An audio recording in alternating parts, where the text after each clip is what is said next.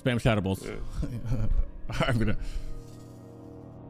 What's up, guys? Welcome back to episode 14 or 15. I'm not sure which one it is. I think it's 15 of Lock Talk, the world's number one Warlock podcast.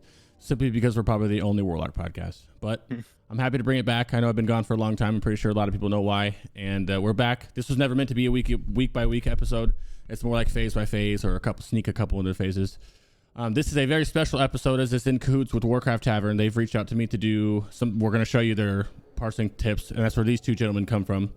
I'm going to let them introduce themselves in a minute while I showcase their parses just for some credibility on their parts. And then we're going to go over, lightly touch on Ulduar. This is about Ulduar and ToGC. We know that Ulduar is kind of past, and while a lot of people already kind of figured out how to play in Ulduar, a lot of people are still trying to figure out as well. I get asked a lot about it. They get asked a lot about it. Warlock Discord, your one-stop shop for everything and anything Warlock related. Gets asked all the time, people asking for tips. So that's what this is going to be about. After that, we'll touch on Trial of the Grand Crusader. Every boss on it. We've all done it. We've cleared it. I'm pretty sure these boys have cleared it both their specs. I've cleared it on all three specs. We're going to talk about each boss, little tips that you guys can do, and then we'll touch on phase 3 bis as well. And yeah, Big Buckshot, how you doing, my friend? You have to introduce yourself a little bit while I showcase these pumper parses of yours. So I'm BuckshotScav, Affliction Warlock for Elmer's Anonymous. Actually didn't even start playing Warlock until like this kind of the start of Wrath, but I picked it up, kind of loved it. Been blasting ever since. Got with Elmer's right before Ulduar Prog. Been having a lot of fun over there. Definitely kind of like parse oriented, so you know you're not gonna see no fast clears around there, but it's always a fun time. We're always just hanging out, chilling. Yeah, nothing too crazy. Just mainly just constantly looking through logs about 24/7. Hanging out with the homies over in guild and just blasting. Huge Vizex with this, rank 2 Vizex. I like it. Goddamn. What is also? Oh, go ahead. No PIs. No PI-less log right now. No sir. And we got it banned off logs. So. I'm coping hard because I'm over here. That's my excuse. Oh, I don't have PI. I don't have PI. What is what's your favorite Warlock spell, Doug? Number one favorite spell. I feel like the cope answer is probably Drain Soul because I'm Affliction, but honestly, I think Haunt, dude. I think people sleep on Haunt and how like giga it is, that like the min max of it. Yeah, dude, the fact that based on where you're standing changes like a little bit of your timings is like so fun to me. Like you got to have like multiple repetitions to know like, okay, this is my travel time on Haunt. This is kind of like how I can squeeze out a few more DPS my rotation. Like I don't know, it's just so fun.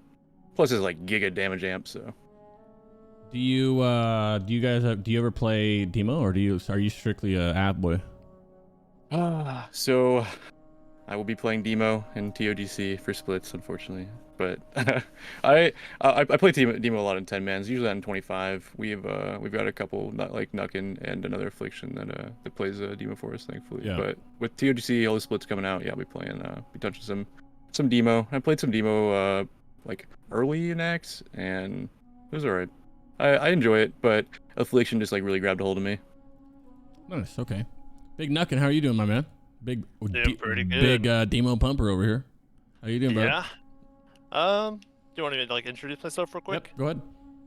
Yeah. So I'm Nukinfutzz. Big shout out to the guild Elmer's Anonymous I'm from. Love them. They're basically family at this point. I couldn't see myself moving to any other guild. I love them. Yeah, pretty much I'm the main demo. I usually do support builds, not like full support like Buck likes to do with the 3% hit stuff, but you know, I try to get a good hybrid of personal and support DPS, and I try to pump. Yeah, we'll talk about it later, but they were teasing each other, and they're the ones who helped me build the top 5 items that we did, the videos we did. And Buckin was trying to shill out with like a 4% hit full support build. It was kind of funny. What's your favorite spell, dog? I mean, it's a little bit of a cop out, but definitely Soulfire. I love Soulfire and Execute. It's definitely the best. You got those Molten Core procs, and you're just rolling. Yeah, I agree. Do you ever play Affliction?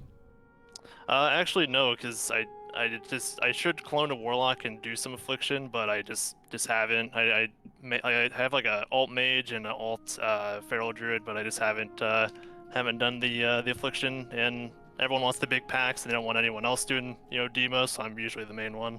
Okay. So let me ask you the next question while we're here, just before we get started. What's your thoughts on Destro for coming up in phase 3? I know that obviously you guys have seen the Sims. We 3 have talked about it. I like Destro. I have a Warlock that plays Destro as well. What's your Buck? You can start. What's your thoughts on Destro? Do you think it's actually going to be viable? Do you like it? Do you despise it? Are you not? I know you're an Affliction Warlock, so you're probably like, I don't give a shit about Destro, but you know, what's up? So I actually low-key think that Destro as a spec is really interesting because in original Wrath, like it was Giga, right? Like people see it like, oh, well, people just didn't know the meta. Well, no, like it was different patching. So I think that if we had like advanced patching like that, where it was, progressive, I think that Destro would see so much more play. But I see it like having a huge come up in ToGC, unironically. But the biggest caveat, you gotta have the gear. Like if you currently sim full bist Ulduar Affliction versus Destro, like it's not even close, right? Like you've got standout performance difference. But once you get to ToGC, that number starts closing because Affliction does not. Oh, we got a little bit of lag here. We can come back to him. What's up with you, Nuck? What do you think about Destro? I kind of have the same opinion. Like, I think the gap is definitely kind of closed a little bit between the two, Affliction and Destro. I think it's kind of interesting. And then on some fights, like, they're just going to get blown out of the water with any cleave. Like, wins, for instance, they're just not going to be anywhere close to Affliction. Even stuff like maybe a noob, but Shadow Fury, or Shadow Fury is pretty good. So I don't know, like it might have a spot, but I still think it might be a little troll to run it, but I mean, we'll kind of see.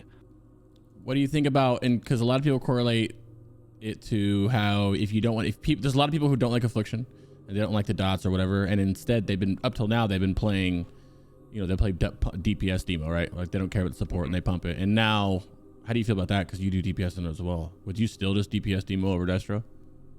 I haven't looked at the numbers for like personal DPS demo versus Destro, but I would assume that demo still probably slightly outpaces it. Maybe by ICC, because demo's gonna start falling off even more by then. I wouldn't be surprised, but I think it's probably very close between the two. You probably could run either one. If you're in a guild that's not like super high end, then I think you'd be fine running either. Yeah. We lost Buck. I'm assuming that he needs to restart Discord or something. Unlucky DC timing. Should be back. Okay, yeah. He'll be back. Go to his camera and turn it off for a second. That was a good freeze frame on him, though.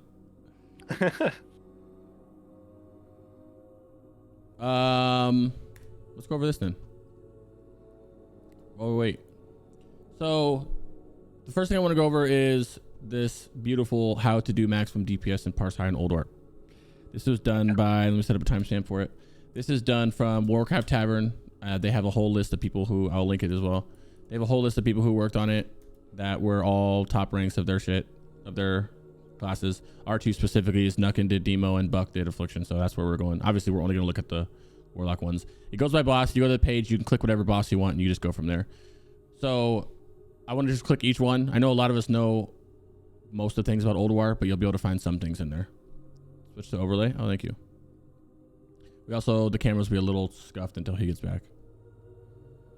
Yep. So we're going to go and just hide this dude's face for a minute. We're hiding everybody's face besides mine for 1 second. Otherwise, it'll split all weird. We're going to go over each boss by boss first. Okay. The Ulduar DPS guide. I'm very excited for this because it's kind of dope and I could probably still use some of this. Starting with the XD. I don't really know. We can go with Ignis. I guess people do care about Ignis that much, but I don't know. Yeah, I guess. And then as you can start because you're here and we can go over each one. This one doesn't. Where's the Warlock one? You click the boss, scroll down to the spec you want, and then boom. It's like perfect. So I guess what's the first thing you're doing on this fight when you're here? Yeah, so first thing obviously is you want to get that pre-cast Shadow Bolt. Get ISB up immediately for everybody. Everyone else will also be pre-casting, so that's not the main reason, but you might as well get the free damage while you can before the boss even starts. Definitely make sure you pre-pot. I'm a wild magic enjoyer for the big pact off the beginning, and you'll be lusting pretty early anyway, so you just get more value from wild magic. And then from there, it's just demo is almost entirely just cooldown usage, managing cooldowns and using them at the right times, watching ICDs especially, stuff like that. So almost every single boss in this guide will have like cooldown usage and the best time to use it. So for instance, like glove off opener, and then just typically on cooldown after that. Ideally right after Flame Jets goes out, so you can get max value and not get miss a few seconds from Flame Jets popping you up, stuff like that. But beyond that, the most interesting thing with Ignis is the Demonic Circle teleport to kind of skip a few of the Flame Jets if you do get knocked up. Ideally, you run AMs so you can get some resist, stuff like that. And then there's also a very interesting like instant cast priority list. If you do get knocked up and your Demonic Circle is on cooldown, and I have that listed there. And then another major thing that's kind of interesting is Curse of Agony kind of sucks for Demo. So a lot of the time you just don't even cast it. It's kind of weird. So the Demonic Circle Flame Test is very important in my opinion. I almost always life tap because you can always use the mana, plus you have the Glyph life tap. How do you feel about corrupting the ads for Molten Core procs? From my understanding, it's never worth it, especially since those ads don't count for the actual parse itself. And I just don't see it even being done on stuff like XT Life Sparks or Algalon stars. So I don't think it's actually worth it for overall DPS to even bother with it. I figured it might be worth it back in Nax with like the Globule Slimes. Like I remember you mentioned doing that. Mm-hmm. It seems interesting. It seems like a good idea. Like maybe if you get lucky enough during like execute phase to get a lot of molten cores, it might be worth it. But from most of the data, it doesn't seem like it's the play. Yeah, I put one on there going into execute just for like a little added luck. I don't know if it's right or not, but I just do it for a little hopefully a proc or two when I go into it. I think on XT it would make more sense because the life sparks actually do count, and that'd make it a lot closer in terms of value. But I think on Ignis I probably wouldn't, just because they don't even count for the corruption damage. Yeah. Okay, cool. If anybody in chat has questions, you can ask while we go. We're just going to keep going to Razorscale, and we can go back when Affliction gets back. These are just two quick short fights that people usually typically kind of don't even care about. Most skills we skip these. We don't even do these sometimes. So, what do you got over here? Yeah, this one's a little bit more complicated. There's a very interesting tech where you can get decimation procced before the boss even comes down off of the dwarves that are still up. So what you can do is you can do a really fun thing where you snipe a dwarf with a rank 1 Shadow Bolt, and then get a decimation proc before Razorscale even is fully down. And then beyond that, definitely make sure you get ISB up on the boss when you're opening up on it. Otherwise your afflictions will hate you, so that's your first cast always. And then Lush should be popped pretty soon right then, so definitely get meta up. And then if your kill time is more than 1 minute, you want to get Doom up immediately with the meta snapshot. And if your kill time is less than 1 minute, like most guilds, you're going to throw up just Immolate Corruption and just go to town on it. Another interesting thing I mentioned was saving a molten core potentially from like 45% HP or so, maybe 50, to go into execute with that. That's another pretty interesting tech. Hey guys, sir. Oh, no worries. We'll go back and we're just going over the bosses. We just did the first two. So, someone has a question about when you get flame jets, you get thrown up in the air. Would you corruption? I would say if you don't need a life tap, you can slide one in there. What do you think? Yeah. I think I did a priority list on it. I think I said if Curse of Doom is ideal if you have to refresh the Curse of Doom if it just happened to line up, and then beyond that it was like I think Corruption is number 3. Yep. And then Curse of Agony if Doom is already done. So that whole priority list is what that would be for that specific instance.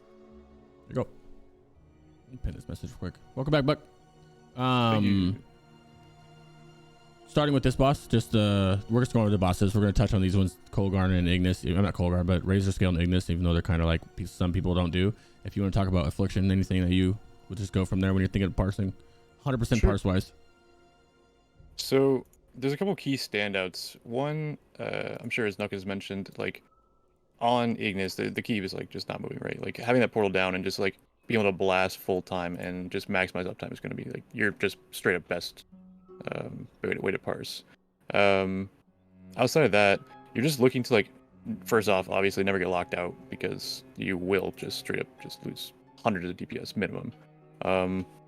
The big thing for Affliction actually comes from being able to slip in your haunt timings, because when you're knocked up, you can't get the haunt out, right? So if you lose your SE stacks during knockup, lose your haunt, like your DPS is going to drop. So try and always get a haunt out prior to the flame jets, especially the execute phase coming up. Execute phase coming up, you want to keep that snapshotted corruption up and just blasting. So a little min-maxy thing you can do is on Ignis in particular, kind of wait and kind of feel out what your DPS is like on the boss for that final flame jets, because you do not want to pop, full cooldowns, haste, scale, pot, gloves, everything. Start draining souling, like 2 seconds later. Oh, here comes flame vents. So you definitely want to try and time that right after flame vents. I know that like it may seem kind of obvious when you're thinking about it, but it's one of those things where like in a fight you're kind of blasting, you're kind of feeling it out, and you're like, oh, this is my window.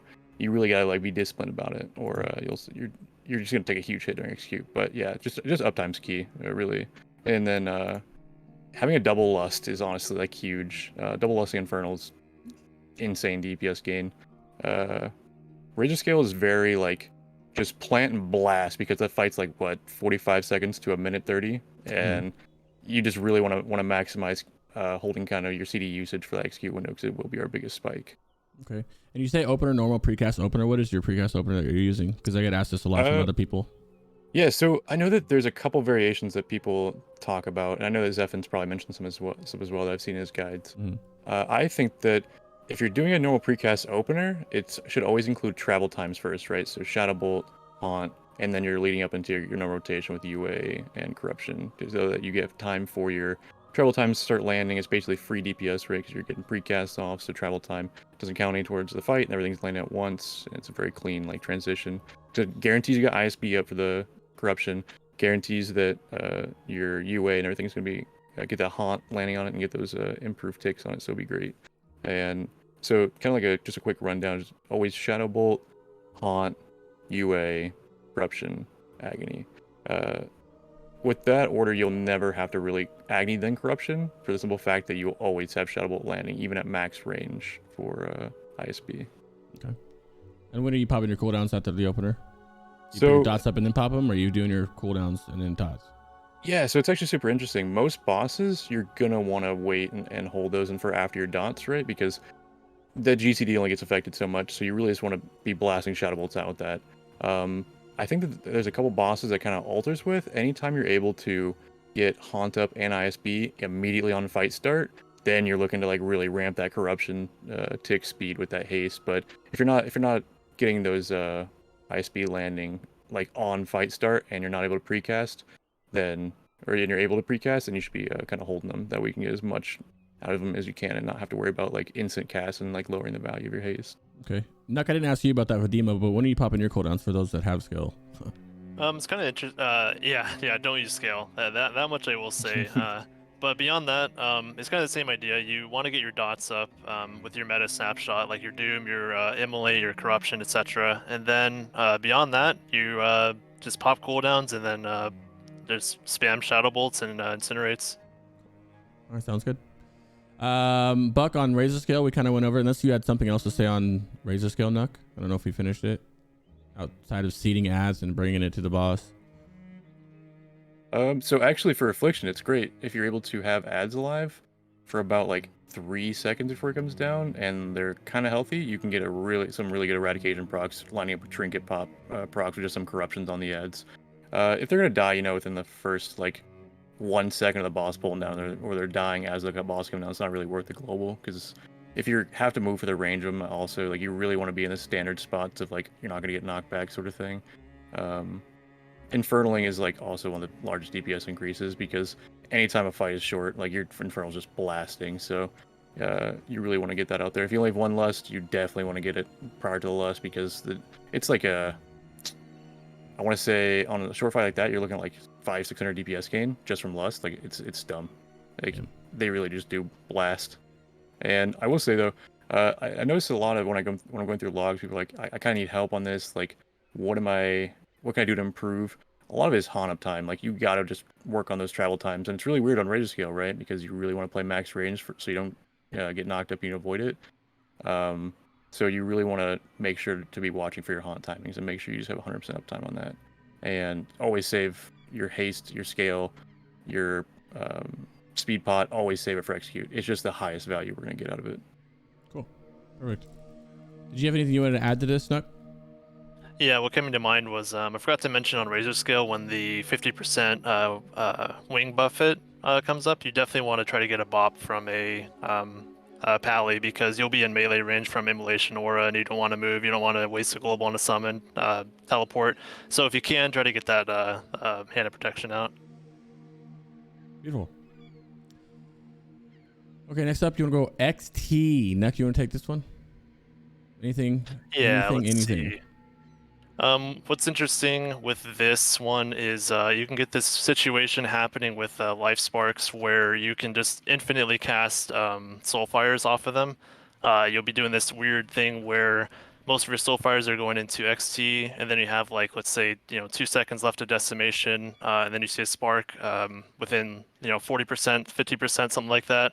You're trying to snipe that spark again to reapply that decimation and then pump soulfires right back into the boss. Is probably the most interesting part of this fight. But beyond that, it's pretty normal stuff. You gotta Shadow Bolt first. You gotta get ISB up there. Your Affliction Warlocks will hate you. I cannot stress this enough. That's the most important thing. But beyond that, Bloodlust timing affects Metamorphosis timing quite a bit. I try to separate as much as I could. Most guilds, it seems like, are kind of bloodlusting before hearts or going into heart. If that's the case, you just meta off of that. Pretty normal stuff. And then I mentioned if bloodlust is popped as soon as heart spawns, then you save your meta for that. And beyond that, if it's popped in execute, then you use it on heart and during execute bloodlust. Okay. What are you handling the ads too? Do you even turn around to see them, or you just let other people handle them? I think it's worth it if you can. You can try to seed them, but most of the time it just they just instantly die to Mind Seer and other people trying to use it for their parts too. But if you can, yeah, definitely try to seed them. That's if I let him. Yeah, right. And it definitely says obviously to use your boots or demonic gateway back if you get gravity. What about Buck? What about you on your side of things? Oh, so dude, XT is probably one of the most fun fights for me for skill expression. Like, it's such a fast fight. Once you kind of like get like you get like giga geared on everybody, like it makes the fight so fast that there's so many different like multi-dotting aspects of it. Positioning is so key. It's one of those like just high skill ceiling fights that I love. First off, just right out the gates, you want to make sure you get that gateway pre-positioned. It's so key. Being able to just instantly teleport back and min-max your movement on that is going to be crucial because anytime you're running, right, you're just losing massive uptime. If that means dropping dots, you got to get out with Gravity Bomb. You don't want to affect your raid with that. So anytime we can cut movement out is huge. You're just looking to really dot sparks and seed ads. Like if you really want to come down to the fundamentals of it, you're just keeping full dots on XT and just blasting while you get some corruption and UA depending on how fast they die out on these sparks, and then just blasting those ads as they come in with seed. Outside of that, you're really just like single target nuke and XD, keeping full dot up time. There are like some, I guess, like cheese or parse strat to it where you really want to blow all your haste cooldowns on the heart. Like, it is detrimental to the fight. If you are in a guild that kind of like struggles a little bit with XT, I would highly recommend against it. This is purely for parsing. It does not help the actual boss fight at all, other than like possibly skipping a tantrum or something minor like that. It's kind of like wasted DPS, right? Because like any damage done to the heart doesn't really affect XT's health at all. So afterwards, if you are in like those little bit of struggling guilds, I would recommend saving your haste cooldown to your racials for after the heart. But yeah, if you're trying to parse, dude, blast it on heart. It's the highest modifier you're gonna get. Try and get at least a Drain Soul takeout. And if you're got some Giga DPS like we do, you're only gonna get one Take a Drain Soul. And if you don't have hasted, you're not even gonna get that. So blow it early. With XT, actually, there's a like cool little min-max you can do after your first Corruption of Agony falls off. What about Doom? People may not know this, but XT goes untargetable, but he actually keeps all of his debuffs. They don't fall off at all. So you can immediately re-corruption afterwards if ISB is still on the target. If you kill a heart in that 30 seconds, Doom will keep taking off. you kind of get like the double dot value of it, which is really nice. I didn't know that. That's pretty cool. Yeah, it's a lot of fun.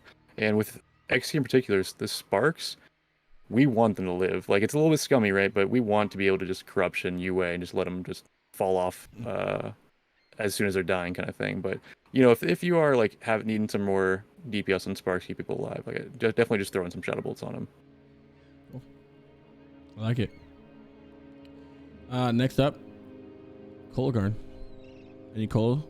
I'm curious about this one because Demo, go ahead. Nuk. Yeah, this one's kind of interesting. It's a very different rotation than most of the other bosses because of the 3 targets for the whole fight. The most interesting, or the best way to start off the fight is you almost want to pre-pop Nitro Boots right after you get your pre-cast Shadow Bolt. And ideally you work it out with your other Warlocks to pre-cast Shadow Bolt all 3 targets, so you get ISB up immediately in all 3 right as the boss starts. And then you're popping meta into Nitro Boots to get to this very specific spot. It's like the middle of the 3rd square from where you're starting. That is where you can hit all 3 targets with Immolation Aura while also avoiding that like interrupt that he does. And then beyond that, the rotation is very interesting because from what I've seen from data, it looks like it is worth doing the Metamorphosis snapshot to immolate on all 3 targets, and then you're spamming Seed of Corruption. That is the play until there's only until one of the arms dies, right? And then you're gonna try to get a decimation proc off the other arm real quick, and then you're gonna pump Soulfires into Kologarn. Nice. Yeah, this is a fun fight. I like this fight a lot because of that. What about the Affliction side of things? So this is where it feels like you're actually just playing fast forward. Like, one mistake on Kolo like feels detrimental, right? The biggest part is you've got to just keep up your snapshot of corruptions. Being able to triple dot on this fight, it really pushes you to the limit. Can you keep up all 3 UAs? Can you keep up all 3 stacks of Shadow's Embrace on all 3 limbs?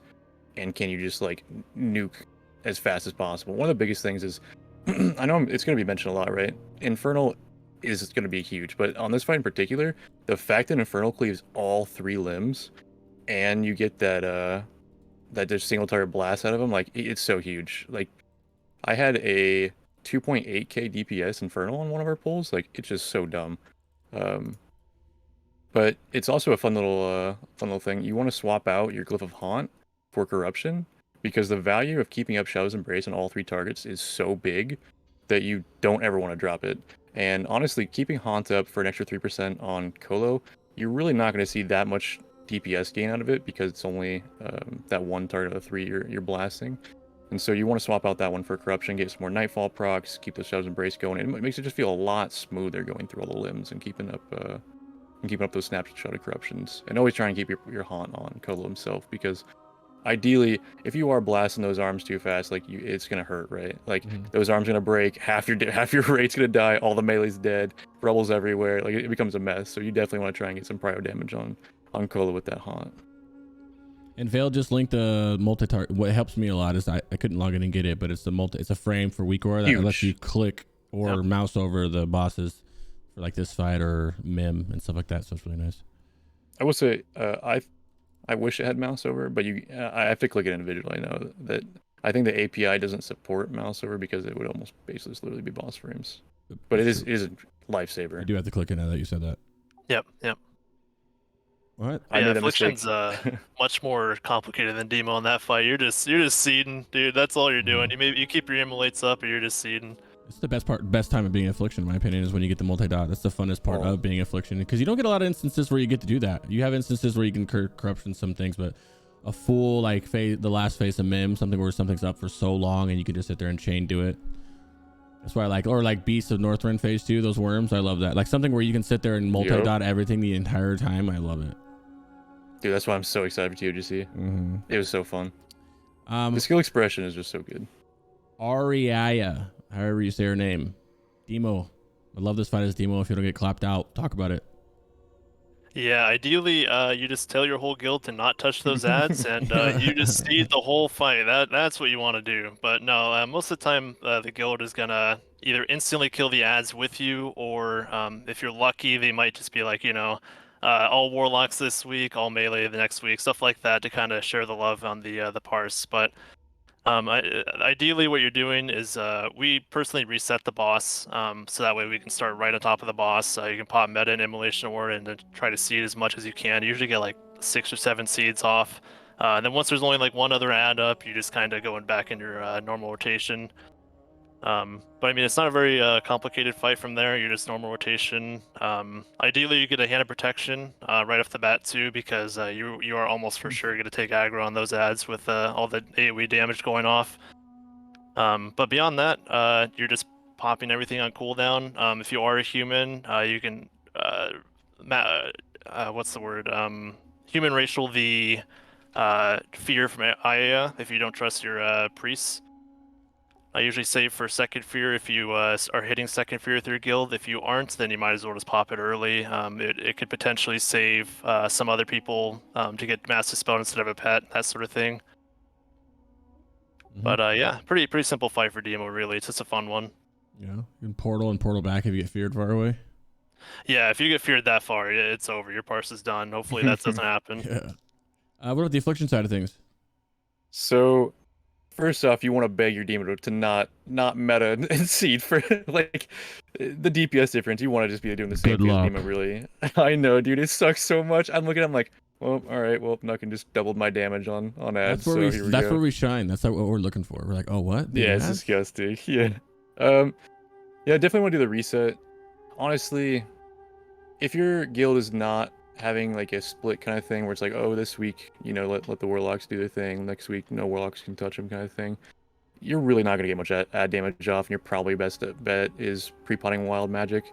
But if you do kind of get that rotation, like thankfully we have a nice little system that, we kind of like give people each turn to parse on Auriaya. So you're going to want to pre-pop that speed pot and just go to town, just seeding. And you want to seed off her because even though you can seed off of the cats, it gets really messy if one of them dies a little faster, or if you have what's really crappy is like they kind of jump someone a little bit outside of range, like Hunter's trying to like be just outside dead zone, and then your seed's not hitting everything. So definitely want to try and seed off her, and as soon as they're dead, you want to go into single target blasting. Pre-infernal, if you're getting a really fast kill, can be really high value. Get that lust on it, get the cleave damage. But if you're casting infernal as the fight starts with her already spawned, like it's gonna hurt a little bit. So yeah, you're just gonna really just focus on your single target blasting after the seeding phase. And besides that, really all you need is just like you're at the mercy of everyone else and your crit rates at that point. Speaking of Inferno, do we want to talk about Inferno resets and what we do in our guild? Yeah, go ahead. So you can make macros for it. That's what we've done. It's all macroed in. There is a way to reset Infernal on every single boss. Please, Blizzard, just let it reset after boss kills. I know we're not struggling, but like it's such a quality of life. They're gonna do that. I know at it's some just point. a parse thing, but it would be so nice. They're gonna do. So it what some you're gonna way. do? Yeah, I would love that. You can 2v2 or 3v3 war game. And the reason why you want a war game and not a skirmish is because you can immediately leave a war game, no deserter. And when you do that, even if you're inside the raid instance, you will be placed at the graveyard, which conveniently for Ulduar is right outside. And same thing for ToGC if you're looking to do parses in it. So what you're gonna do is invite. Say if you got 4 Warlocks, one will just invite one, the other will invite the other, and then you have to be B tag friends. Most important part, got to be B tag friends. /WG space. Their B tag name is the command to war game. Get in the war game, leave, everything's reset. And we do that before every boss. And if you get it all macroed out, because you can even have like someone automated to group invite. You can have people have auto invites on. So as soon as people are leaving group, drop in and drop out. It's about like we could clear it pretty quick and like be out of the raid back in about 30-40 seconds. So it can be pretty quick. You're only at the mercy of load screens, but they aren't too bad. Yeah, unfortunately, my guild would never allow that. Yeah, if you're a speedrun guild, good luck. Yeah, they won't allow that. I wish. What do you, as a demo? What are you infernaling? You haven't mentioned it yet. I personally just infernal trash. Yeah. If you're speedrunning, infernal trash is fine. On bosses, I don't think it's worth it ever, from what I've seen. There might be a weird, strange case if there's enough AOE in a fight, but I don't think in Ulduar you would ever inferno instead of Kologarn. Agreed. Just slam that down on trash. Get juicy trash packs. Yeah. Let's see. Then What we talked else? about it for Freya early on, but kind of lost that as soon as we started going back to Affliction because we were demo stacking for early on. Yeah, I'm big. I love trash damage. That's like my favorite thing. Actually, I guess I said overall damage is like I like a lot. Mhm. Let's go Freya next then, since you just mentioned Freya. If you want to go ahead and take it, Buck. So, please just get rid of this boss. I hate it. No one likes this boss. To be honest, you really like parsing. You hate this boss. The highest parse strat is going to be a Zerg. It's going to be tree on first wave, Zerger on that first wave, get some dots up on tree, mainly just corruption UA, and just blast Freya. Like, if you can kill Freya at about a minute, like, even like, we're getting some really fast kills. Not us particularly, but there are some guilds that they're getting like 45-second kills on Freya with Unholy Holy Stacks. shit. Yeah. If you can get that plus some dot tree damage, like, you're looking at like 14, You guys are killing 13 Freya like right KDPS. away? I didn't even think of that. Wave 1 Zerg is the best way to parse on Freya Holy for shit, I Affliction didn't think of Warlocks, that. because it didn't used to be, but as soon as Warcraft Warlocks was like, alright, we gotta stop people from just healing Lashers and seeding Lashers the entire fight, because that's how it used to be. But now that, thankfully, they got rid of that, now it's all about the Freya Zerg, which I really enjoy, because it is kind of a high pressure, high DPS thing, but again, you're relying on that tree on first wave. Outside of that, you can... That's crazy. Dude, it's insane. Combat rogues, goated. They do so much damage. It's stupid. Outside of that, if you're not doing Freya Zerg, you're really just looking to maximize your Lasher DPS. Until we hit about that 1,000,000 damage cap that we have on it. Sorry. Until we hit about that 1,000,000 damage cap on it, we're just blasting seeds on it. Variety, you're looking to really just multi-dot with Corruption, keep a Haunt up on Snaplash, and then just seed Freya the whole time. The reason why we seed Freya and not one of them is because, 1, you're going to get the corruption damage. 2, you're going to be able to get eradication proc efficient for it, which haste is the biggest benefiter to Seed of Corruption. And then lastly, I don't know if a lot of people know this, but Seed of Corruption is also based off the target's hitbox. It has a bigger radius depending on how big of the hitbox the target has. And Freya's is huge. So because she's got such a big hitbox, you're able to like cleave even if the ads are kind of like squirming around and moving. So you're really just looking to maximize Lasher damage, AoE on Variety, and as soon as Tree comes out, either nuking Freya down if you're not doing the first Tree Zerg on first wave, or if you're doing the fight normally, you're looking to, on the very last Tree wave, get a big snapshot of Corruption onto Freya that you can keep up into P3, or what do you want to call the final Freya phase. But besides that, it's a awful boss because you're such at the hands of RNG and what waves come in which. If you get mushrooms into Lashers, seeds are dead in like 2 seconds, so Lashers dead in like 2 seconds, so it's rough. But you're just looking to blast AoE on that fight if you're not doing the Freya Zerg. If you're doing Freya Zerg, you really want to maximize your DPS and minimizing movement on mushrooms. Outside of that, just make sure that you kind of communicate which one you're doing. Speed pot if you're doing the regular Freya kind of strat, because that way you can get like a nice little pre-pot open for seeding, because haste again is our biggest value of it. Outside of that, that's about it. Well, on the demo side of things, Nuck, I know it's gonna be a lot of the same thing with the Zergs, but yeah, the main culprit is really the Zerg, whether or not you Zerg it. But you can even do a half Zerg where you get second tree and then a Zerg from there, like wave 4, 5, 6.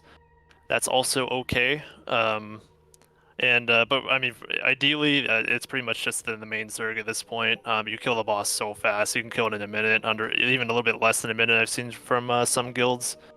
That is ideal. But if you are doing the normal strat stuff, then what's interesting is you can seed a lot. You can actually pre-cast seed right before the wave is about to spawn. You get a kind of a free damage, especially if Lashers are probably going to come up, or you think, or it's guaranteed to come up. Definitely do that. You get a free seed for just doing that for free. Beyond that, you're seeding Variety as well. Just 3 targets. That's kind of the magic point for Demo to just seed instead. Normal rotation on everything else, I think. Nothing too interesting, but more or less, let's just remove Freya from Warcraft logs instead of Vezix. That would be great. Yeah. Resetting Freya over and over for Tree first is just a really big slog to the raid. It's so unfun. And a little bit of a caveat to the Zerg. If you do want to do the Zerg incident, your guild has some insane DPS, you guys want to try it, you gotta use Fierce Attacks from a Fury Warrior. It's almost impossible to do the Zerg without it. For some reason, Furious Tax currently has an interaction with it where you're getting 65% healing reduction and not 50% as everything else does. So that's like a huge thing it's outlined in the guide pretty early on. So make sure to look out for that. Okay. That's good. Freya. We all love Freya. We agreed. Just kidding. Iron Assembly, Iron Council. A fun fight. Affliction. I know you love it. Talk about it.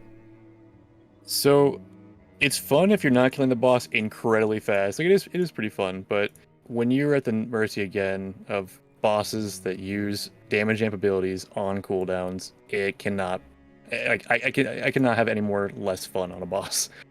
Sitting there waiting for a rune for 30 seconds is awful. But thankfully, if you do get some really good RNG, you get a nice little precast out on the smallest dwarf leading up to it. You really gotta blow those haste cooldowns early. If you don't, and you get a pretty quick kill on it, you're not going to have them for execute if you wait for first rune. But if you do have a little bit of slower kill, you can hold those the trinket, your racials and everything for that first rune. However, you're going to want to pre-pot speed because you don't hold that snapshot. And basically, any fight you're not holding a good corruption snapshot, you're always kind of looking at speed just because it's the highest value outside of wild magic. Anytime you're in a rune, be looking to be standing on the edge of the rune on top of the other bosses. Playing zoomed in on this fight in particular, I find really helpful because I can really position myself on that edge and have like some weak ward trackers to show, do I have the buff? Do I not have the buff? And if you can get a double rune snapshot, keep that. And I know a lot of people would like to snapshot either double rune buff onto Steelbreaker. And for parse wise, it's not the play because keeping up that snapshot of corruption after the Brundir is dead is not so bad, but if Brundir is kind of up or you're switching into Molgheim pretty early, you're going to lose a lot of globals keeping that up. Even if it is just it's an instant one global drain, so it could be better used on like a Han or Shadowbolt. So you're really just looking for double runes, get a good snapshot on corruption. As soon as you enter a rune on Brundir, you're going to be looking to get a big juicy Doom on the secondary target because it kind of lines up right around that minute mark. You're swapping over, boom, the Doom ticks off, and then you're swapping over to Curse of Agony. So it's kind of like a free uptime curse on it without even actually having to worry about it. Outside of that, really just looking to full dot anytime rune's up, spend as much rune uptime as you can in it, and prioritize. I cannot stress this enough. You got to snapshot your Drain Soul inside the rune. If you kind of like, oh, like I gotta get this last UA up before the rune gets out, and then I can Drain Soul afterwards. If that rune falls off, dude, it's gonna hurt that Drain Soul. You really want to get some huge Drain Souls off in the rune because that damage amp is insane. Okay. Are you corrupting the ads for eradications? No. So we were initially doing that on the run-in because it's downtime of movement. But now that we're kind of doing the Death Knight grip into the raid strat for like some pre-trap and some pre-casting, it's not worth it. We were doing a lot of testing. It also plays into ToGC. If you don't, it's kind of like Ignis, right? If you're not going to corruption the ads for eradication on Ignis, then you won't do it on any fight because Ignis is the best fight of like, oh, this is an ad, I'm just going to corrupt it for eradication. But that global loss, especially the faster the fight gets, is more and more impactful because of how high of damage per cast or per global the fight gets as it gets shorter. So you really aren't really looking to keep up any corruptions on the other targets outside of looking for like a window of like, okay, we have a double rune. We're gonna be swapping a Molgheim pretty soon, or if you get a double rune, immediately try and get a corruption on your current target and have the next kill target, say Molgheim in this instance if you're on Brundir, have him on focus, immediately try and get that double snap corruption on there because it does pay dividends. Double snapped corruptions do insane damage on Iron Council. It's one of the biggest factors, honestly, of parsing in it outside of maximizing rune uptime with Drain Soul. Nice. What about the demonology side of things, Nuck? Yeah, what's interesting about this fight is kill time has affected it quite a bit. It affects Metamorphosis timing, especially.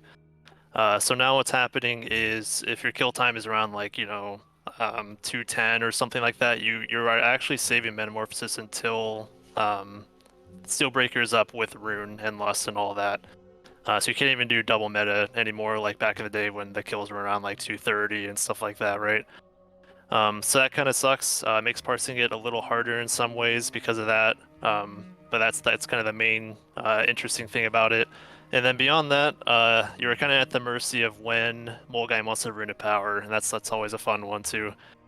But in terms of demo and how to rotation it, you're just kind of precasted Shadow Bolt as usual for the ISB, normal rotation, and then you want to Curse of Doom on that first rune on Molgai because Brundir's going to die too quickly. You get a snapshot Curse of Doom on Molgai. And what's interesting after that is once that Curse of Doom pops, you can do it again on Steelbreaker with another rune snapshotted for that. But beyond that, it's pretty normal demo stuff. You're just kind of pumping Soulfires as much as you can, trying to carry over Decimation into the next mob after the one just after like Brundir dies, let's say. You want to pump some Soulfires into Molgai and from Molgai to steal as well. But yeah, not too much beyond that. Also pushing his speed a little early on Steelbreaker, not as soon as Execute starts, because you'll definitely waste a few seconds that way. Cool. Right. Just do a lot of praying that your runes don't get messed up on cooldowns. You know, end up like double lining up and getting that power right into the death. You gotta love those. On Thorim, we're not gonna talk about the tunnel. Okay. I guess, I mean, it's not that hard of a fight. I guess briefly talk about if you want to start Nuk on Thorim fight exactly. Obviously, you go to the tunnel, you see them, and you don't get hit by the dude who slams. Like, boom. Yeah. And obviously, you can talk about the pet issues that you can have if you know what I'm talking about. Yep. As soon as you go past Thorim, if you attack him with your pet, you're almost for sure gonna lose the pet. It's just gonna stay up there, and it's over. Your parse is done. So ideally you don't do that. Do not send pet up on Thorim going into the actual fight. But beyond that, what's interesting is you can also, this is a lot like Razorscale, where you can also snipe a dwarf for decimation early on. But beyond that, you want to still get ISB up on Thorim immediately, and then meta and Immolation Aura while you're on one of the melee stacks. And as soon as Immolation Aura ends, you need to get out of there because yeah, your melee will not enjoy getting chain lightning with another person or two in there. So yeah, don't stay there very long. So just kind of move when you have to corruption again, stuff like that. But yeah, definitely try to get out of there. Beyond that, pretty normal cooldown usage. Meta right away on pull with Bloodlust. Gloves right away, and then on cooldown. I think you only get one Doom on this boss now.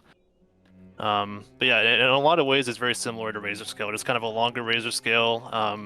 And then beyond that, you're just going to want to greed, like as many lightning charges as you can. I think you can eat the first 3 or 4 because you're really tanky as Demo, especially with D-Sacks going out, with Priest Bubble on you, stuff like that. More or less, you just do not want to move, no matter what as best as you can, you do not want to move and just keep casting. And then just pray for crits at that point. It's a lot like a patchwork fight when you just don't move for all the lightning charges. Okay. Yeah, portaling is pretty big here, I think. Not just to get out with meta after meta ends, but I've noticed that whenever you port down from Thorim up top, your pet does never get stuck. Is that just me? And as long as you port down, I've never had him get stuck. If you can't port, if you just don't attack, he doesn't get stuck, right? The pet? Right. If you just don't attack, he should not get stuck. Yeah, I've done it at the end of the day, as a demo, it's not the worst thing in the world, but on my Affliction lock and my Destro lock, I have at least one time each fucked that up, and my pet, you're hard casting a pet that entire time, which sucks.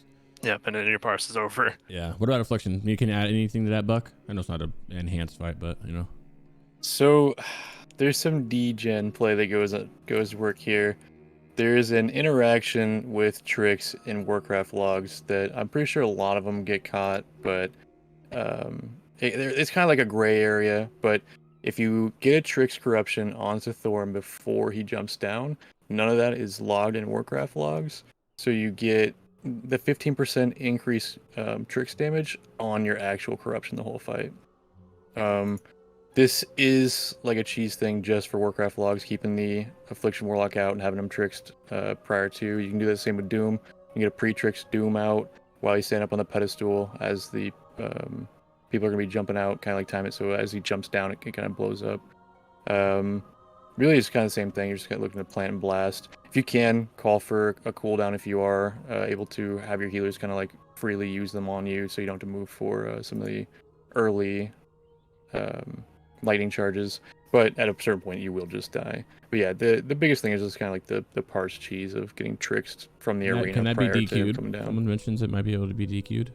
Yeah, so if people go back to the logs, they can flag it and everything. So that's kind of like one of those things where it's a caveat, like if do it at your own risk kind of thing. Like if you're looking for like one of those like cheesy 99s kind of thing. But yeah, people can definitely go through and flag it. Had multiple rank ones from a lot of warlocks taken down. Okay. Anything else to add besides just Nuke and Thorim? Not really. When you first come down or you stay out in the arena, honestly, it doesn't hurt. As your kind of gauntlet team is coming through, if you are staying out in the arena, get some corruptions up. Try not to do it too early, or you have your flare or whatever on proc cooldowns like Dying Curse procking early. You don't really want that. But if you can get some free eradications, it'll be really nice going into the burst phase with Lust. Beautiful. Am I missing something here? Let's go Mim. I'm gonna let Buck start this. I'm gonna run to the bathroom while you talk about it. Mim I think is the most fun fight, one of the most fun fights in here. So I know you guys are about to rip this one. Let him go. Start with Affliction. Go ahead, my friend. So, Mim is an interesting one because you really want to get the actual strat down first. You want to be able to move as little as possible, which includes managing those fires. What we can actually do in our own control is, first off, you're going to want to swap glyphs because of P4 alone, and P3 also benefits from it. The Glyph of Haunt will help you in P1 and 2. But because there's so much multi-dotting in P3 and P4, which is our Giga strong suit, you're going to want to swap out Glyph of Haunt for Glyph Corruption. It's going to make keeping all of your dots up in P4 with Shadow's Embrace that much easier. And honestly, in P3, it blasts. If you can get some good corruptions out on some flame bots, the emergency bots, on some of those scrap bots, you're going to be getting constant Nightfall procs. It's so fun. Outside of that, you're really just like P1 looking to just plant and just blast. If you can't kill me for flame suppression, you may want to ask for a hand of protection from a holy paladin if you can, because that flame suppressant, if you're going into the drain soul phase, that hurts. Having that cast speed slow going into your drain soul does not feel good. Past that, P2, you're kind of just looking to go over your guild kind of position for it, and this is where a lot of guilds will use Infernal. If you only have one less, especially, you're only going to be using it on Infernal on P2, because thankfully, due to the downtimes of the phases, you can recast those pets. But you're just looking to plant and blast. One little small thing you can do is pre-place a Demonic Gateway at the start of the fight, and then move that during P2. For P1, or for the initial start of the fight into P1, if you kind of like stack up for the fire drop initially, you can immediately port and not get into combat, which allows us to really utilize a nice little speed pot deep into the fight there. The speed pot lining kind of lines up right as he's jumping into his mech. You can pre-pot it. That's kind of like what I base it off of, is as he's flying into it. Outside of that, for P2, go ahead and place that demonic portal to your right, so that way if a barrage is kind of like right on you, you can play a little bit to your left, barrage comes out, you gateway back across the other side of the barrage, and you're just clear, you're just planting and blasting. P3 is where a lot of the movement comes into play. Like if you didn't manage flames very well leading into P3, it's going to hurt a lot.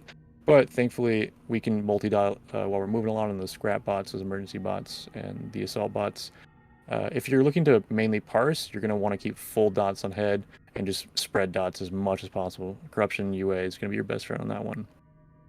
But if your guild is struggling a little bit to get the assault bots down quickly enough, or you're very ranged heavy, you really want to turn in and keep Haunt up and your full dot rotation up on the head, but just blast assault boss and kind of like put that corruption UA lower priority on those scrap box and lower ads, because we can always dot those after assault bot's dead. It's not a big deal. If you can get the head down to around like 30-40% though, leading down into the pull down from the assault bot, you can get some insane drain soul damage off there, and that's where you're gonna want to be looking to like use one of those PIs on. You can get a PI in every single phase. You can get all 4 PIs, and for the P4 is really where the skill expression comes out. Early on, look to just get a corruption up on all 3, kind of get a haunt, UA, and shadow bolt rotation going up on all 3. And then once, you got to make sure that once that hits the 35%, you've got to re-snapshot that corruption up on them, because if you keep that 12% increase on all 3, and you're able to keep up all 3 Shadow's Embrace, those corruptions are going to do insane DPS. Like, you can do like 12, 14k DPS in just P4 alone, like isolate, of course, but like, it'll be a huge spike, and that's when you're going to be looking to use your haste cooldowns, your trinkets, like everything you got. If you do have a second lust, I personally prefer looking at a lot of logs. It's kind of like back and forth depending on what strat you do, whether you're going to be infernal on P2 or P4 if you have 2 shamans. I kind of lean towards the P4 for specifically parsing if you don't have a particularly fast P4 kill, because you can get so much cleave damage on the body and bottom off of that infernal, but you will lose some value into P2 if you aren't able to quickly kill him before he gets through the barrage and whatnot. Yeah, the biggest thing is just being able to plant, knowing positioning, max zoom out, know where those fires are at. If you're gonna move on open globals, try and get those corruptions out. Always be casting the ABCs and just look to maximize uptime on boss fully. That's kind of like all I can really express is like over and over. You got to keep all those dots up on P4 because it's going to be your biggest DPS increase window. Probably the most fun fight phase in the game right now. Yep, I agree. So far, at least. What about demonology side of things, Nuckies? Yeah. So ideally, you do the same thing. You do the demonic circle off the beginning to get a little bit deeper pre-pot, and then beyond that, you're going straight in. You're gonna go in. You're gonna shadow bolt melee range, and you're gonna meta immolation ore and everything. You're gonna be right there with the melee, and then on a free global like corruption, something like that, or to life tap, you're gonna want to move out after immolation ore is done. And then make sure that you avoid the mines and don't spread the fire debuff. And then what's interesting about this fight, beyond that though, is metamorphosis timing from then on is very kill time dependent. If you have a pretty long kill time, you can actually meta every single phase. But now that kill times start getting closer to 6 minutes and below, it's very hard to do that. You're gonna miss one of the phases almost for sure. So nowadays, I'm usually metamorphosing P1 and then P2 right on cooldown during a bit of the bloodlust. So you get like 20 seconds or so. It's still worth it from what I've seen from data to do that instead of waiting for P3 to pop it then because of potential movement and you're missing the lust, part of the lust, stuff like that. Then you're metaing P4. So that's usually the most important thing is just managing cooldowns and making sure you're doing them at the right times. But beyond that, the most interesting thing is Phase 4. It's kind of similar to Kologarn, where you are meta snapshotting immolates on all 3 targets. Usually Phase 4 lasts long enough to where you can do 2 rounds of that, so you have 2 rounds of immolates rolling, and then you have like 1 corruption on your main target, and then you're just pumping seeded corruption, or you don't even corruption, you just seeded corruption from there. Very similar to Kologarn, typical stuff. Beyond that, the very interesting tech that you can do is when you're metaing P2, ask for a hand of protection. So you can avoid the flame suppressant from melee. Otherwise, when you're in there for immolation aura, you will get the haste speed reduction. So definitely ask for that. I think that's about it. Yeah. Also, if you want to tank head P3, ideally you just don't move and you have someone taunt off of you if you have to move the head. That's another big thing. I see a lot of Demo Warlocks kind of tanking the head because they're usually the most tanky caster and kind of get threat off of it. But ideally, you are just never moving. You're always pumping it, and hopefully someone else can taunt it off for you. That'd be ideal. You're also trying to corrupt all the ads too. Yeah, if you can, try to get some corruptions off. Maybe a quick like searing pain if they're about to die instantly, stuff like that. But yeah. You're trying to get a seed off or something? Yeah, I've actually been able to get some seeds off, like a bunch of the junk bots that no one touches. There might be 2 or 3 grouped up. You can start seeding those as well. Yep. Well, that's that one. Fun fight. I like it. That's my favorite one, I think. Well, all these last 3 fights are really fun to me. So Mim, Algalon, and Yogg. Going to Algalon. You want to take it Nuck first, please? What was it, Algalon? Yes. Algalon. Yeah. So yeah, this one there's a lot of fun tech you can do here.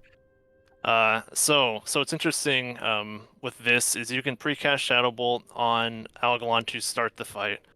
And this is actually important instead of the tank starting the fight, because you can have ISB up for your Affliction Warlocks immediately after the RP is ending. And I think it's a few seconds, right, Buck? How long does it have usually? So if you reset Algalon prior to actually doing it, like if someone run in and die and reset it, you get it up for a long time. It's like a 27-second window. But if you aren't doing the reset, you'll have like about a 3-second, 4-second leeway window. Like it's pretty tight, but the way Affliction opens, it works out pretty well. Gotcha. Yeah. So either way, you would still have ISB up for your athletes, but ideally you are resetting the boss so you can get the better pre-pots in and stuff like that. But beyond that, usually people are bloodlusting immediately, so you're gonna pop meta, full cooldowns in melee, just going at it. And then on your open globals, like you have to refresh corruption, stuff like that, you want to move out so that way you can avoid cosmic smashes, and then preventing more from spawning on melee is ideal. Most guilds are also having the guild, everyone swap to the first star to just get it down immediately. That's actually pretty good for you because you can get a decimation proc off of that right away, and then pump soulfires into Algalon. Beyond that, there's the sniping of rank 1 shadow bolts on the stars. That is actually a very fun tech to do. As long as you can do it cleanly, it actually will increase your DPS. You can pump a ton of soulfires back into Algalon by doing this. And the main thing to do with that, I've noticed, is you definitely want to be facing the star before you start the rank 1 shadow bolt to make it clean. And then while that travel time is going off, you want to cast just a max rank back into Algalon, and then eventually your decimation will proc, and then you'll be sending soulfires in. That's definitely the cleanest way to do it, and to maximize DPS off of that snipe. But beyond that, the last major thing you want to do is to meta your second meta in execute, usually after a big bang, because you don't want to waste any time going under and not having uptime on the boss. And I think that's about it. You're kind of just popping gloves on cooldown, and just dooms from then on. What about corrupting? Yeah, so I was going to ask that. Both of you can answer this. Do you guys have a corruption stars if you can? Maybe a down rank or something? It depends, yeah. It depends on what your guild wants to do, yeah. It's a little risky, because if you have all the Affliction Warlocks do it, it's going to spell trouble for you guys. We usually have like a main character. We'll have one person kind of free reign on stars. They just kind of go and try to parse off of that. But if you are just happen to be that one person and you're able to touch stars, you can immolate the stars for demo. That's actually pretty good if you get full duration on that. But beyond that, I don't think it's actually worth corrupting those stars either. It's kind of like the same with XD. Affliction? Buck? So, yeah, if you get that main character, oh, dude, this fight, you get, like, it's fun, right? Because you get to, like, do those very minute, like, min-max, like, okay, when am I going to be moving? When's the star? When do I got to get the star? But holy cow, dude, when you get to the point where you're able to start dotting all the stars, it gets fun. It gets scary as hell for everybody else, but we're like, listen, keep me up, dude. We're blasted. You're looking to really just, if you're able to touch stars, corruption everything. Like, keep corruption up on all the stars all the time. Obviously, you know, to be a little smart about it. Like, if there's 2 stars, both at like 30%, 20%, maybe don't corruption both of them. You're gonna want a UA one off the rip. That way you kind of get like a little bit of offset. Because if you do have, if you do have corruption, all of them, it's very equal. You're gonna run into issues. But breaking it down from the very beginning, this fight's really fun because our opener changes. And I don't know about you guys, but I love openers. Like, it's one of the most fun things to practice on target dummies. It kind of like starts to find off right. And with this one, I don't know why, but Haunt into Corruption just feels good. With homie Nukin over here be able to ISB the boss instantly, we can Haunt, and then the reason why we Haunt instead of Corruption immediately is because that way we get, you know, that Master Poisoner, the Rogue debuff, the Red debuff, getting that extra 3% on the boss.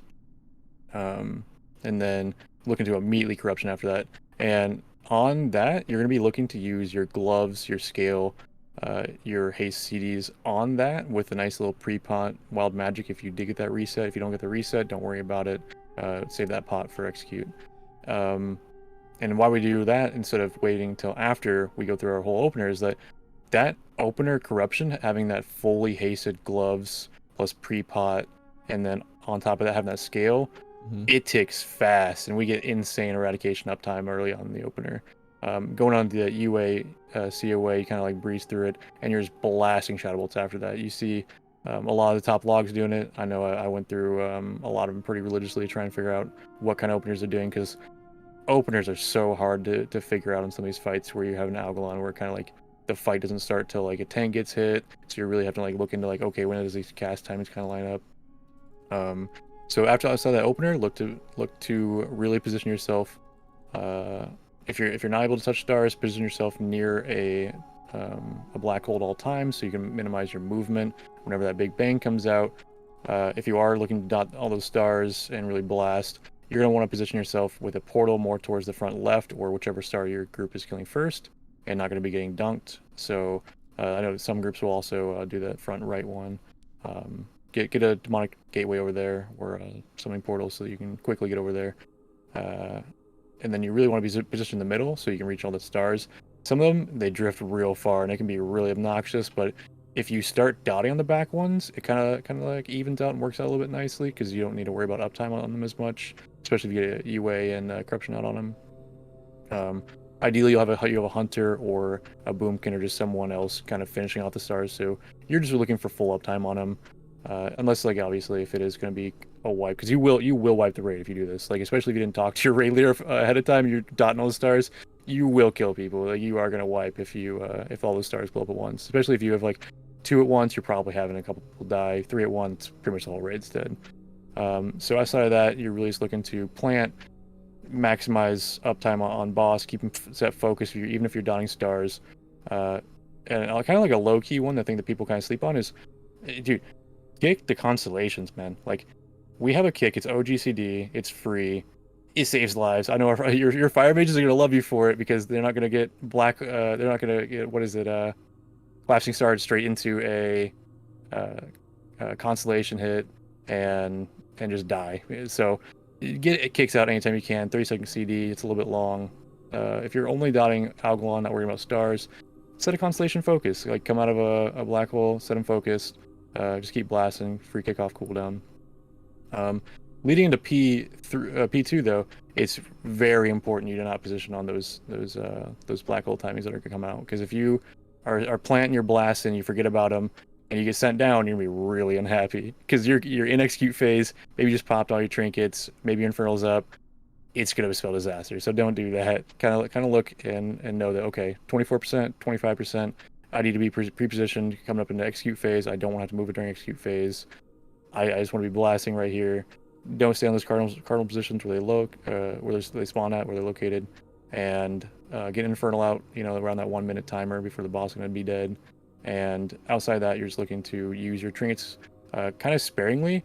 If you have scale, you're approaching that like 4.5 minutes and below kill time, save the second one. You won't be able to get a fully juiced scale on execute if you use it off cooldown. I have personally run into that issue.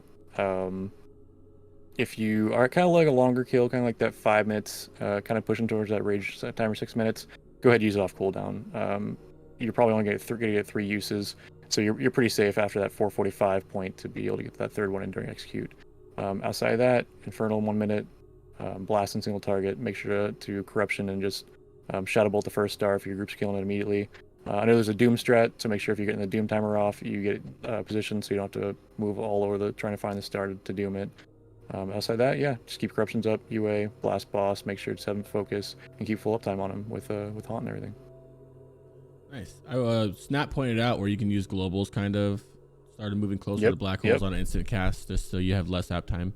Big Bang. And when you're under Big Bang, do you corruption Yaz? Are you corrupting them? So it depends. If it's kind of like a sticky situation when like a star just blew up or something, or I'm kind of like sitting low, I like to go into it and use a Shadow Ward, just because if there is another star, or if I know a star is going to die immediately after coming out, it kind of just like gives that little comfy window of like, I know that I'm moving right now, it's fine, I can use this on an open global. As I'm running to the portal, I can Shadow Ward, life tap, maybe get a corruption out. If I'm pretty healthy, don't need a refresh life tap, my mana's good, I'm looking to corrupt those ads. It won't count on logs, but you will get a nice little eradication coming out. Perfect. That's the same for Demo, yeah. You aren't life tapping almost at all outside of Big Bang, and then when you're under for Big Bang, you want to life tap as much as you can. If you happen to be good on mana, then Corruption some of the ads for Molten Core procs going into the next phase. Nice. Well, then the last boss, the fun one, another fun one, Big Yogg. I guess there's a couple of phases, so we can break it down to a phase. Starting with phase 1. I mean, obviously, I guess phase 1 and phase 2. But just talk about it, actually. Demo, go ahead, Nuk. Just go the whole fight, because phase 1 Okay. is like whatever. Yeah. Well, it kind of depends on strat. Ideally, you are popping a ton of Guardians in phase 1, and you are seeding them. That is definitely the play. But beyond that, though, like if you're just doing it pretty boomer strat, you're kind of just doing like 1 or 2 ads at once. You're gonna Shadow Bolt and Corruption most of them until you get Decimation, and then you're just casting like Corruption on a new ad, and then trying to keep a Decimation chain going on the rest. So that's mostly phase 1. You want to pop meta phase 1 as well, maybe on like second ad when that spawns, and gloves and everything. But phase 2, it's mainly just uptime. You're just trying to greed as much damage as you can on Corruptors and Crushers. If you can, try to get an Immolate up on any Corruptors nearby, and then if you happen to be moving by Corruptor, then throw up an Agony or Corruption as well. But yeah, you're just trying to keep uptime up as much as you can on Crushers, just trying to do your normal rotation, Shadow Bolts, Soulfires, the whole thing. Not too much going on there, and then it also depends if your guild is able to one brain. One brain Yogg is almost essential for the actual parse itself. And if you are going for the one brain, that means you have to prep for that up top to avoid getting lust up top. And that means you have to literally get to the edge of the arena right before melee pops lust down on the brain. That's very important. You do not want to get lust in phase 2 on that fight if you have 2 shamans. But yeah, the main timing for that is just when you see the ads about to get stunned, or once they are stunned, you definitely need to get to the edge of the arena. That's typically the timing for that. But then phase 3 is that's when you are potentially being as degenerate as possible when it comes to the parse. The Immortal Guardians, you can get a ton of padding on them.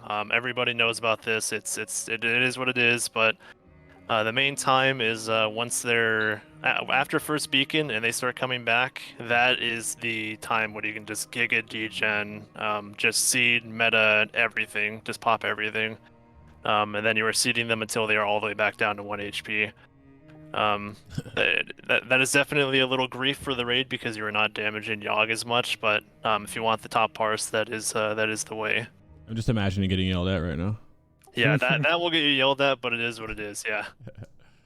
I feel like phase 2, I don't know if this is true, but it feels like phase 2 is like RNG kind of with the ads, where they add, like if you can get like at tentacles spawning right around you and you barely have to move and you're able just to multi-dot both of them and not have to move at all, it's nice. Or like by your portal or something. Yep.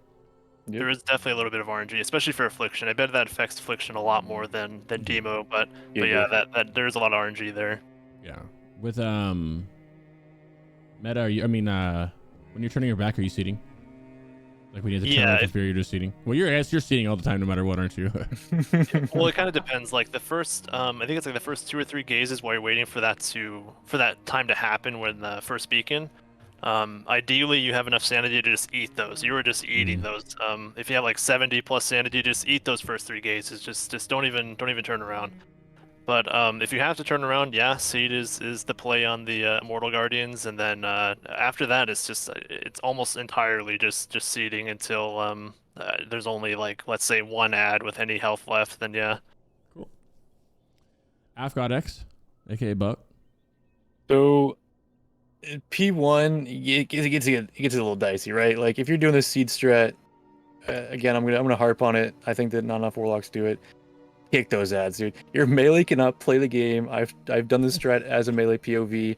It sucks. You're just standing around like, well, whenever they're dead, I guess I'll go in.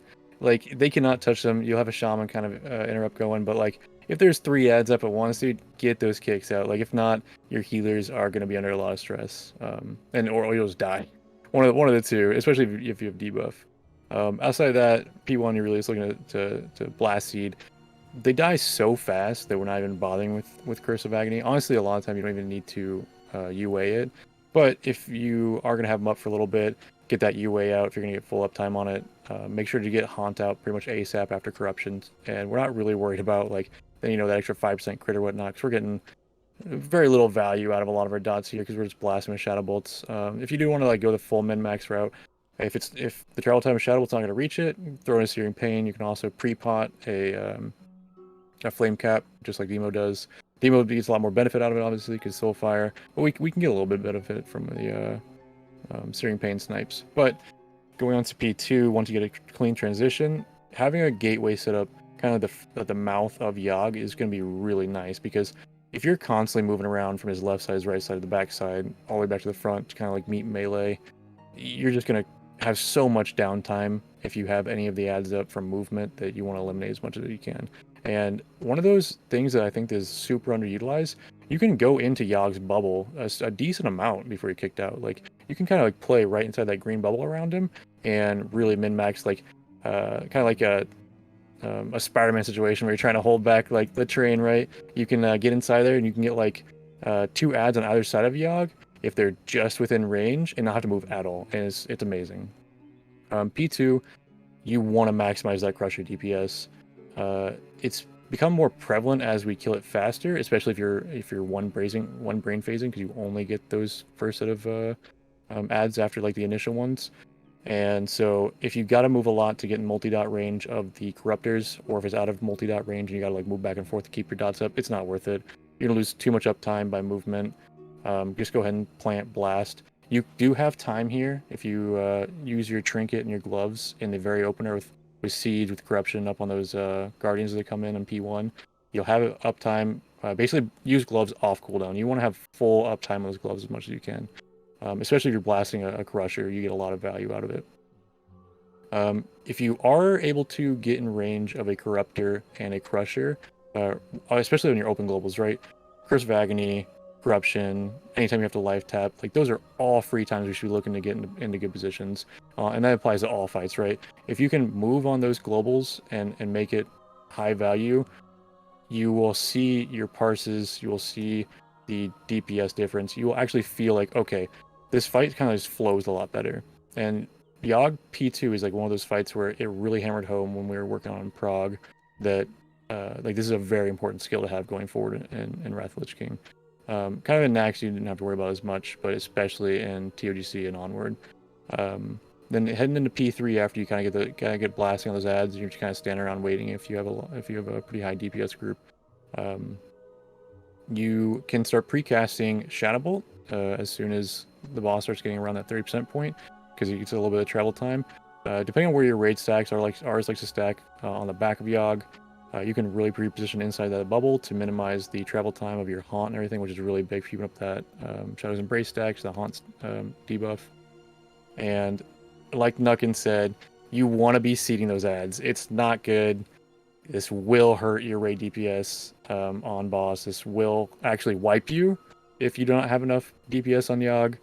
And so I advise against it if you are cutting it close. If, this could be the difference between hitting a Yogg 0, getting the Mim's head, kind of like stunting a little bit, versus, okay, I got the 99 parse, but if your DPS is pretty comfortable with it, that is going to be the way to parse. You're looking to seed even as the ads come out from that first beacon, which is like the most detrimental, right? All the ads have Shadow Beacon, they're all healing, so the damage is irrelevant. It does not do anything. But it all still counts on Warcraft logs, so it's pretty obnoxious. Also, forgot to mention it in P1, you can kind of like help your healers out, look to purge the mind controls, because we have the Devour Magic on our Fell Hunter. But yeah, getting back to P3, you're going to want to Rip Infernal kind of like whenever you're lusting. We lust at 25%, so you're going to want to cast that right around that 25.5%, 26% mark. I know that there is kind of like a different parse strat too with it, where you want Infernal on top of all of the Guardians as they're starting to heal and kind of get extra pad damage on it. I don't find that's like super necessary, but you will get a little more value out of it. Another thing is, when you're casting into Yogg, if you don't have him quite in execute phase, when he starts doing those gazes, you can really min-max that by starting your cast, looking away, looking back.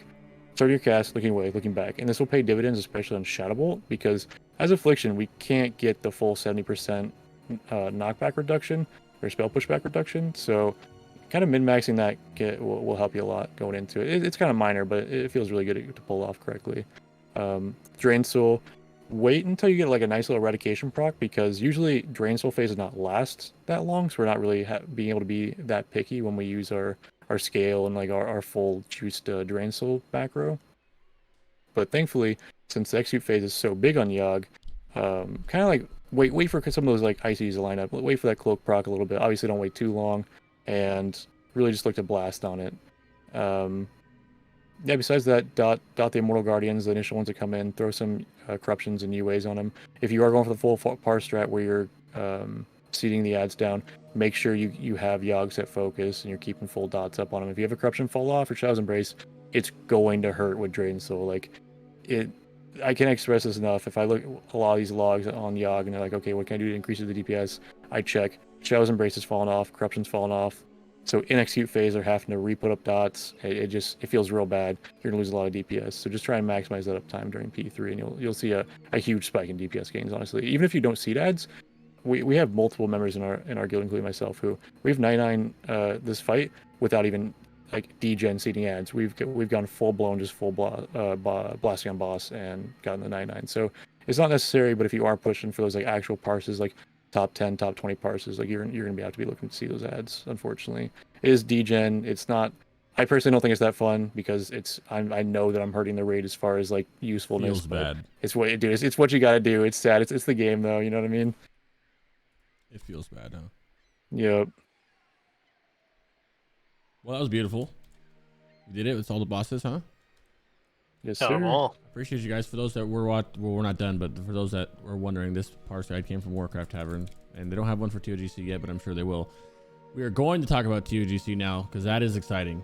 I'm gonna put some footage of the homie in the background playing, who is Buck playing, which I've shouted at a couple times. I just want to go over the bosses, quick, short talk about them. I know all of us have cleared. Obviously, this is Affliction. The other one is Demo. I've cleared a handful of times in all 3 specs. I am in love with this raid. It is a lot of fun. I know people are dooming it because it's going to be a boring phase, and it might be. But it's a lot of fun, and it's a lot of fun as all 3 specs, in my opinion. What do you guys think about the raid? Do you guys like it? What's your thoughts on it? Dude, the people dooming don't play Warlock. I'm convinced because, dude, people keep saying, "Oh, dude, TOC, like we're gonna play it for like 3 weeks and we're gonna be tired of it." Dude, I got 3 Warlocks for this. Like, I'm ready, dude. I had so much fun on PTR, dude. I grinded like, what was it? It was like 5 a.m. Nukin. I was like, all right, I gotta find another raid. Like, our raids were over. I was like, dude, I just gotta get back in there because it's so fun. The amount of min max you can do in this fight is absurd as Affliction. I know that there's some really good min maxes, Destro or Demo as well. But speaking purely from Affliction side, the sky's the limit. Like, it's so fun. There's gonna be so much like degen parse stuff, I'm sure, included, depending on the rules. But we'll probably try them out. But God, the fights are so fun. I think eventually we'll kind of get a little sick of it after doing like 4 to 6 splits every week. It'll get there eventually. But I had a ton of fun at PTR. I did not want to end. I think I played almost every single hour that I could. It was a lot of fun. So I think parsing for this could be really fun depending on rules and how they're going on Warcraft logs. We'll kind of see. But yeah, I'm very excited. Yeah. So you can start the first boss. I like it a lot. Again, I'll just talk about whatever you guys can add to it. It's the 3-phase encounter, Beast of Northrend. The first one is just Gormak the Impaler. The second one is 2 worms. The third one is Icehowl. First phase is pretty much single target, but you have some ads come out. He picks up these kobolds and he looks at somebody and he throws it at somebody. You're multi-dotting them. Affliction gets UA corruption them. I don't know if you're agonying. I wouldn't unless your time is extremely slow on it, but I'm not. Yeah. And obviously I'm going to emulate and corruption them as well. You can snipe decimations off of it and you're pretty much focusing on the boss with that. You guys have anything to add to it? So the timing for pre-pot is super tight. Like, if you're worried about risking your pre-pot, just don't do it. It's going to be super minimal, but we've been working on it with Nukin's been a godsend for it. He was getting the rank 1 shadow bolts immediately as soon as the boss activated, so that we could snapshot our corruptions. But if you have a fire mage, just have him scorch real quick and put it up. You will be able to snapshot going into it. There's like a whole like kind of like dance to it where you want to get as much DPS into Gormak as you can, but those kobolds, if they're on a caster, they cannot play the game. Like, I cannot stress this enough. You got to get some priority damage on them. Like, get some good multi dots, blast into them. If it's a low prio one, you don't really have to look to Shadow Bolt constantly. But I think that really rotating Shadow Bolts and getting those 3 stacks of Shadow's Embrace on them is going to be really strong and pay dividends. Having a pre-placed Lockport is also really nice for this because you can get back into melee really fast. It kind of all depends, but yeah, it's a fun fight. Just kind of like blasting with some multi-dotting. How do you feel, Nuk? Yeah, beyond what was said already, the main interesting thing is obviously you'll be starting in melee for the Immolation Ore as usual.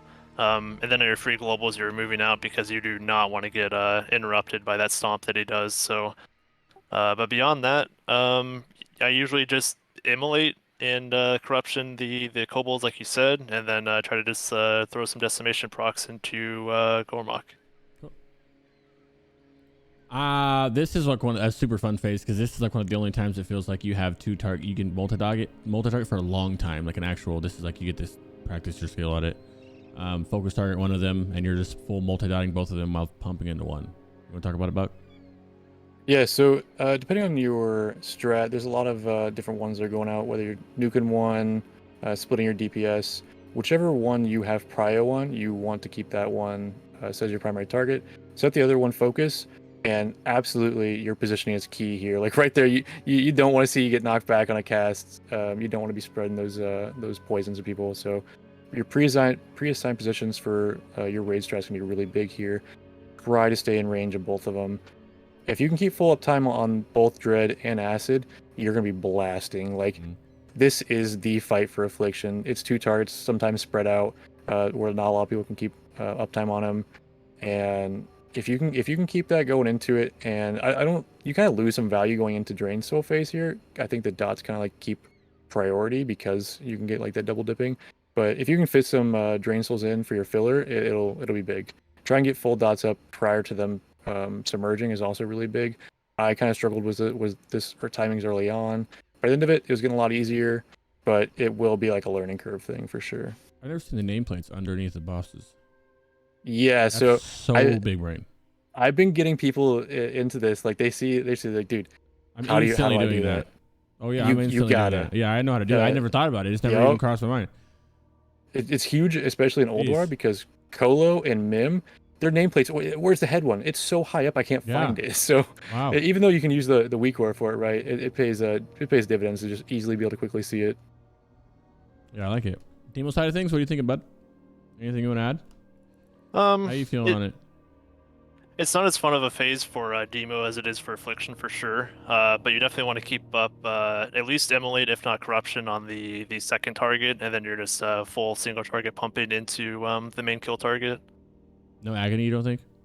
No, I'm a pretty big Agony hater. You don't get any of the talents for Agony. Let's be real ass. It's just bad, yeah. So unless you're moving and you already have mana, you don't have to life tap, then sure, but otherwise, no. And then I know that some people have, I had to do it too. Some people have demos tanking the other one, and if you're a person that's tanking him, then you're just you sometimes you're not even in range to multi-dot, but you can if you are, and it's like 2 Searing Pains, and then you're blowing meta, and you're able to keep the threat. So you don't really need to do anything outside of your single target rotation if you are one that, if you're listening and have to be the guy doing it. Yep, that works. Icehowl. Go ahead, Nuk. Yeah, Icehowl is a little bit boring, but the main thing is just save your meta for the stun. That's big damage. And then make sure you get your pot up and everything. Just you want to blow all cooldowns you can on that Icehowl stun. And I think the main interesting thing beyond that is bopping people for the knockback, and so that they can still pump during it. I know a Buck gets the buffs for that, so I'm sure he can touch on that some more. But that's about it for Demo. That's not Icehowl isn't too interesting. I believe that you can, if you doom right when he comes out, it'll pop during his damage window as well. Yeah, like that's the another second he comes out, like you're spamming it, and then he comes out, it'll pop during his window. The damage window that you're seeing right now. Go ahead, Go ahead, Buck. So yeah, it took me a little bit to learn how strict that timing was, and since this was 10 minutes, it was a little bit sloppy. But yeah, getting that doom out, honestly, it's insane. Like 45k hits for Affliction, like. If you got like 5-6 Affliction Warlocks, you're looking at like 200-300k damage just from Doom. Like that's ridiculous. It's one of the few parts of the fight or raid in general where being Alliance doesn't feel completely awful, but still pretty bad, of course. But being able to human trinket the stun, the freeze is really nice. You're gonna want to try and save that though for towards the end if you don't have quite as fast of a kill time on Icehowl as say like a one phase or like one stun kind of does. But you really just want to try and maximize your uptime on it. One of the fun things you can do is if you do get a bop, make sure you do not stand near the center. Because if you get chosen as a charge, he charges your location, not necessarily your direction. So if you are staying near him and he charges, your melee are going to hate you because he will get stunned out there and they will have to run all the way from the wall to get to him. So I try to like mention this a lot to our warlocks anytime that we're getting bops. Either pre-play support or just go ahead and just pre-position at that kind of like dark border near the walls. That way melee do not get kind of screwed over by trying to get to him, and we don't want to get screwed over either, right? Like we don't want to have to like lose a potential drain phase during that charge because that is insane damage, right? So definitely try and help everybody out, position pretty well. And there's nothing we can do really too much for dot wise because it doesn't snapshot, so not really looking to snapshot anything. If you are getting a bop, try and get full dots and debuffs on him before he charges. And that way you can, when he's going past you, you can get a nice little haunt and keep up full dots on him so you can get some more blasting going out. We were trying to Infernal on the charge. I know a lot of people also. Yeah. Yep. So if you aren't going to Infernal and do like the worm burn, you're going to want an Infernal as he's actually landing in the wall so you can get like a little bit of that impact damage, but mainly your Infernal's just blasting. If you get a second lust, even better. Cool. I was curious about Infernal because the ads on Jaraxxus would count. I'm assuming they're going to count. I feel like you can get some cheese Infernal damage on the ads. So it looks like it's very up in the air. What's looking the most likely outcome is potentially a damage cap on him, which will probably hit anyway because we love multi-dotting. If anything, they might cancel them out later. Or another thing that was proposed is only like the first ad or a certain amount of damage to the ads count. The only thing that happens if you Infernal Jaraxxus is the fight's so short anyway that sometimes it may not make too much of a difference, where if you can cut down an Icehowl charge, it is huge. If you have to get another charge out, you're looking at extra DPS loss, longer fight. It just gets pretty sloppy after that. And you don't have like that trinket and the bop for the last phase, or that last charge. Speaking of Lord Jaraxxus, this fight's annoying. It can be annoying. It's alright though. That Mistress's Kiss kind of screwed me over a lot. You want to talk about this, Buck? Yeah, so a nice little tech with it. You can actually Conk AM it, and if you time it just right, you don't get silenced at all. It is a very strict timing window, and if you are a little bit late, people are going to get silenced. The way it works is really annoying. If you're already in the middle of a cast, say like if you're in the middle of Drain Soul, that kiss goes out, you're getting silenced, right? Like you're getting your affliction spells locked out. What's kind of nice is you can kind of bait it. If you get it, and you know, like for instance, as affliction, we're not really using any fire spells, and you know that you can cancel it in time. You do have a little bit of a grace period if you don't have Conk AMs to cancel your cast, or right before you start casting, cast a little Hellfire, get your fire locked out, and go right back into Shadow Blasting.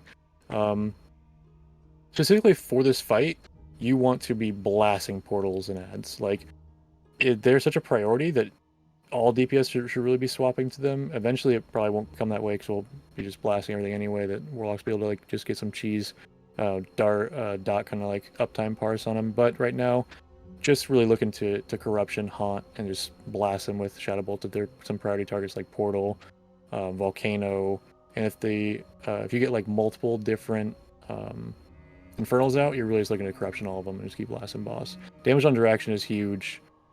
Make sure, please, do not have Auto Devour on. Your mages will hate you.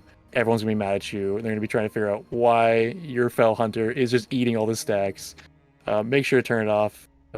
Only have it on. I would recommend all the time only having it on by macro, so you can kind of purge people whenever you want. But yeah, you're just gonna grief everybody if you're purging that debuff constantly. Like sometimes maybe if it's needed at the very end of the fight, but we want the fight to end as fast as possible too for those that nice little DPS parse. So kind of hold your trinkets and stuff off the initial rip because this is a pretty quick fight, especially since now that Lust is resetting properly. You're seeing like, like minute 30, minute 40, even like 2:15 kills. It's a pretty quick fight, so be very conservative with your trinket and usage and whatnot. Openers are going to be the usual, and something that I actually picked up and Nuck can probably talk to this too, is that the pre-pause in these fights, if you go by the RP, it's very specific. You can get it nailed down. Luckily, we had one of our raid members kind of like figure out the wording of the dialogue that was being used on pre-pod. Twisted Demonic Realm, I think, on Jaraxxus. Yeah, as soon as he starts saying realm, that's when you can kind of get that pre-pod off. Like, I know that there's timers for it, but this is a very surefire way that if the timer gets desynced for any reason, you don't need to worry about it.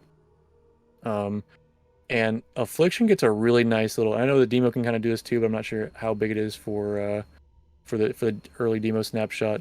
But you can have that T7 4-piece ready. I got caught multiple times though with early pulls where I'm still wearing T7, and it was really rough. But if you're able to get that nice little T7 and a life tap gear swap down, you can get a free 150, 160 spell power going into the fight, which is really nice on that early corruption. So I would say, like if you really want to min-max it and get kind of degen with it, it's a lot of fun to do. I know I really enjoy it, so I've been utilizing that explicitly on all the bosses in ToGC during PTR, so definitely get in the habit of that. Yeah, I love this fight because of all the multi-dotting with so much stuff to do it. I can't wait to put my nameplates underneath the targets. Oh, That's so all nice. I can think about, dude. I can't believe I never thought of that. How are you feeling about demo on it, Nuck? For some reason we don't perform very well on Jaraxxus, and I'm not entirely sure why. I've just noticed that we're always kind of pretty low. I'm lucky to get like top 7 even at this point. It's a really weird fight because you would think it'd be better with decimation procs off of portals and ads and stuff like that. So I'm not really sure. But I mean, regardless, what's interesting on this fight is you meta ASAP with velocity, yada yada. But I actually hold Immolation Aura until the first portal comes out, and then I move into melee for to hit both Jaraxxus and the first portal. Same. So that's kind of an interesting one. But beyond that, you're just shadow bolting portals and volcanoes. You're not even dotting or anything. You're just shadow bolting. This is better. Quick damage, and then hope for decimation procs off of that. But beyond that, it's just popping everything on cooldown. If you happen to have a cooldown coming up and X-Uke's coming up, then save it for that, and pretty normal stuff beyond that. You dotting Mistresses of Pain and Infernals? So what I'm doing for those is I'm immolating and corruptioning the Mistress, and then just single targeting her down real quick, and then for Infernals, I'm actually just seeding for the most part. Most of the time, they are close enough to the boss to hit 2 of them, and then it'd be worth it then. But if you happen to get all 3 Infernals, it's even better. But if they happen to be spread out, then sure, yeah, you would just probably immolate 1 or 2, and then try to shadow bolt them down, depending on where they are and where they spawned. Cool. I dig it. Fun fight. What about the next one? I know this is gonna be a weird one, because nobody cares about it, I guess, because of the logs. But let's talk about it. First off, I don't think that you need to change specs for this or gear. Some people are saying you got to have a certain spec and gear, but I don't really feel like it's necessary. Nope. I didn't have trouble surviving as either spec. Yeah, for demo, I don't think it changed anything. I think Affliction has a minor glyph change or something, and that's about it. We do have a glyph swap, and it's not going to look as intense here, right? This is some 10-man footage. I do have 25-man footage later on, but it is way more intense than it looks like on here. This fight, it's oddly simple, but also very complicated. Obviously, the whole strat is going to be very dependent on kind of what you're looking to do, whether you're bursting down healers, whether you're bursting down prio, DPS first, where you're kind of positioning for. Always be positioned away from melee. If you were staying on top of melee, you're going to have a bad time if that Enhancer Shaman or that Ret Paladin swaps to you. You will get blown up. You're going to also have people like, why did you not move? Why are you positioned over there? Try and pre-place your gateway opposite, whichever side you're playing on. The king on this is going to be thrown in the Glyph of Corruption rather than Haunt, because priority damage doesn't really matter past the first couple targets. After that, you are just looking to blast with UA and Corruption on every single mob there is. It is more DPS, and it may be a little bit more difficult for some guilds that may be struggling with killing each individual priority unit. But if you can try to just maximize Corruption on literally everything in the entire raid, your DPS is going to be insane. Like, you're going to be able to be just underneath those those pesky unholy DKs that just so happen to be Cheating ass DKs. insane. Like, let's go ahead and have a damage debuff on them, reduce AoE taken, but just kidding, D&D doesn't count. So, but yeah, yeah. So, but if you just maximize uptime with UA and just like, obviously, if there is a kill target or a priority kill target, which there's always going to be, try and keep a haunt up on it. You generally do want to keep up as many shadows and brace stacks as you can. If you do have dots and everything, look to get some really nice shadow bolts, especially if you get Nightfall procs. Like, you're gonna get Nightfall procs like crazy in this fight. But uptime's gonna be king. If you're like, you know, like getting a few dots out and like, oh, I'm just gonna keep like rotate dots through these 3 targets, you will lose DPS versus just like having corruption UA on every single thing. Pet's not that important, right?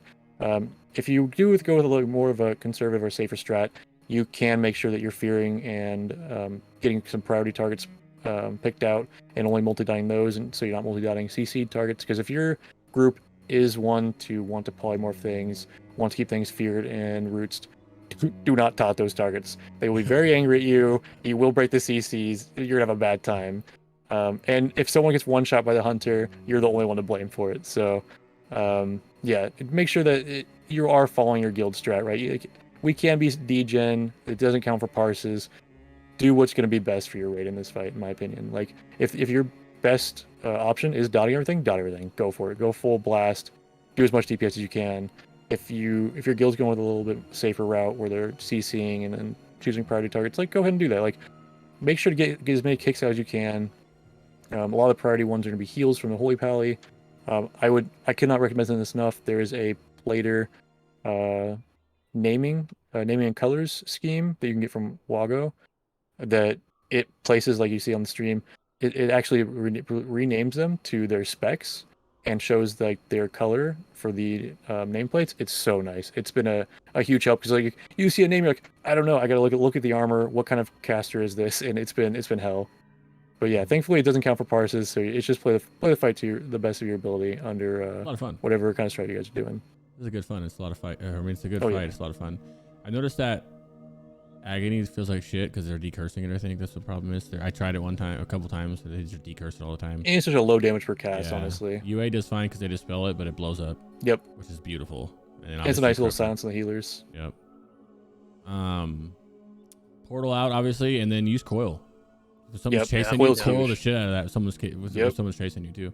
Oh, a little bit of tech that I will throw in. I know that the Aussie homies were doing it. Instead of the Glyph of Corruption, which is the higher uptime DPS strat, throw on Glyph of Shadow Flame, and it kind of helps you kite those warriors, those ret paladins, those enhanced shaman. If they did happen to charge you, or you got gripped by the DK, you can kite them a little bit with that Shadow Flame glyph with a nice little slow on it. I know a lot of guilds and a lot of warlocks prefer that. I'm kind of more of like I just love blasting, so I'm more with the corruption strat, but it will pay dividends. What about Nuck? What about the demo side of things, brother?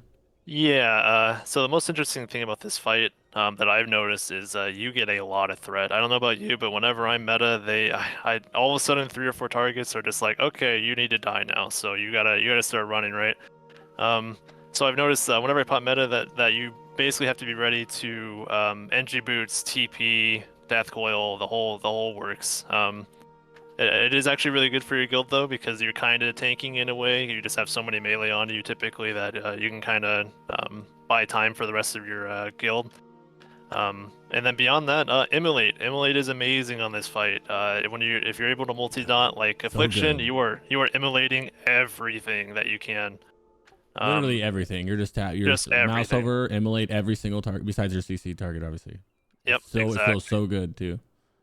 Yep. And then if you have to move, just throw some corruptions up on your globals that you know while you're moving. And beyond that, I think that's about it. You're just kind of trying to stay alive, and you get a ton of threats, so be ready for that.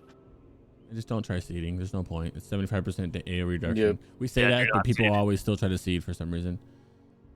Yeah, I just like putting immolate on everything and then just throwing some priority damage when I have time. But really, if you're just spreading immolates, you're gonna have that's what all you're gonna be doing. You're just immolate. Pretty fun.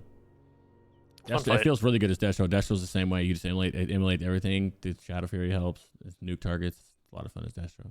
I could see that. Yeah, Destro probably is a ton of fun on that fight. Well, anything else on faction? If not, moving on to the fun one. I'm very interested on this one, guys. We already know why. Nuck, you want to start here with the Valkies?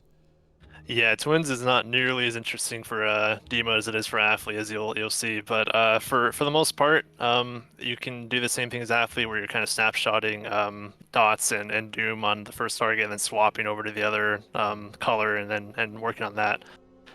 So you can do that. Personally, I'm soaking just because you just take less damage as Demo, and it just to kind of work for our guild, so that's how we're doing it. So I don't really get to pump as much, obviously, because I'm trying to soak all the orbs that I can. But from my understanding, you would just kind of just do your normal single target rotation like everybody else. I don't think it'd be worth it to re-dot up the target that you're doing less damage to. But yeah, I think that's about it for Twins for Demo. Yeah, Affliction, this is a lot more fun. There's a lot of This stuff. is a Demo, you can't do shit. you're just popping your meta and you get a little bit of cleave, and You're that's just doing it. your normal stuff. Yeah. You can do things like, well, like, you know how you had the special ability, and then say you guys are all dark and you got to blow up the dark fort or the dark shield. I'll like dot up early, like 2 seconds left. I'll put an Immolate on there real quick. Immolate corruption, because just in case they get the shield, you already have the dot, your Immolate up there, or your other corruption up there, just so there's already damage. You can pump shadow bolts and stuff. Other than that, I don't know if there's anything else you can do. Yeah, I wasn't even thinking about it because I'm always soaking, so I'm always the opposite color, so it doesn't matter. Right? I'm always damaging, but yeah, if you are not soaking, then yeah, that's definitely the play. Buck, take it away, dog. I know you're ready. I'm over here rewinding your opener. The opener here is very big. This is your Affliction opener right now. If you want to talk about what you're doing, go ahead. All right, so this is probably one of the biggest impacts to our DPS outside of Empowered.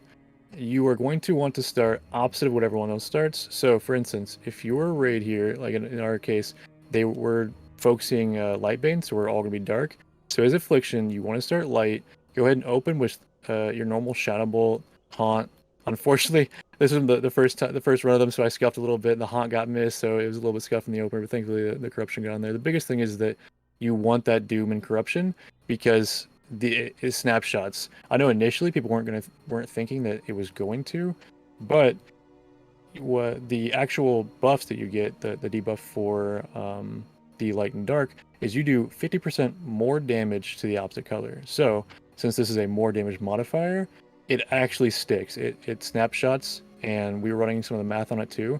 It is worth it to rank 1 Shadow Bolt and keep that snapshot up the entire fight, so that you can have the 3-stack Shadow's Embrace on it, rather than just using a Drain Soul, for instance, to instantly snap it. However, this is a little scary. We are at the mercy of the Corruption bug. If you wait past the 3-second point and you try and snapshot that with a rank 1 Shadow Bolt, it could fall off. Like, I've had it happen multiple times during PTR. It's frustrating. It's kind of a little bit of a tilter, but at the same time, like, you just got to keep that in mind. Luckily, I did get like a couple refreshes off, but yeah, that opener is key.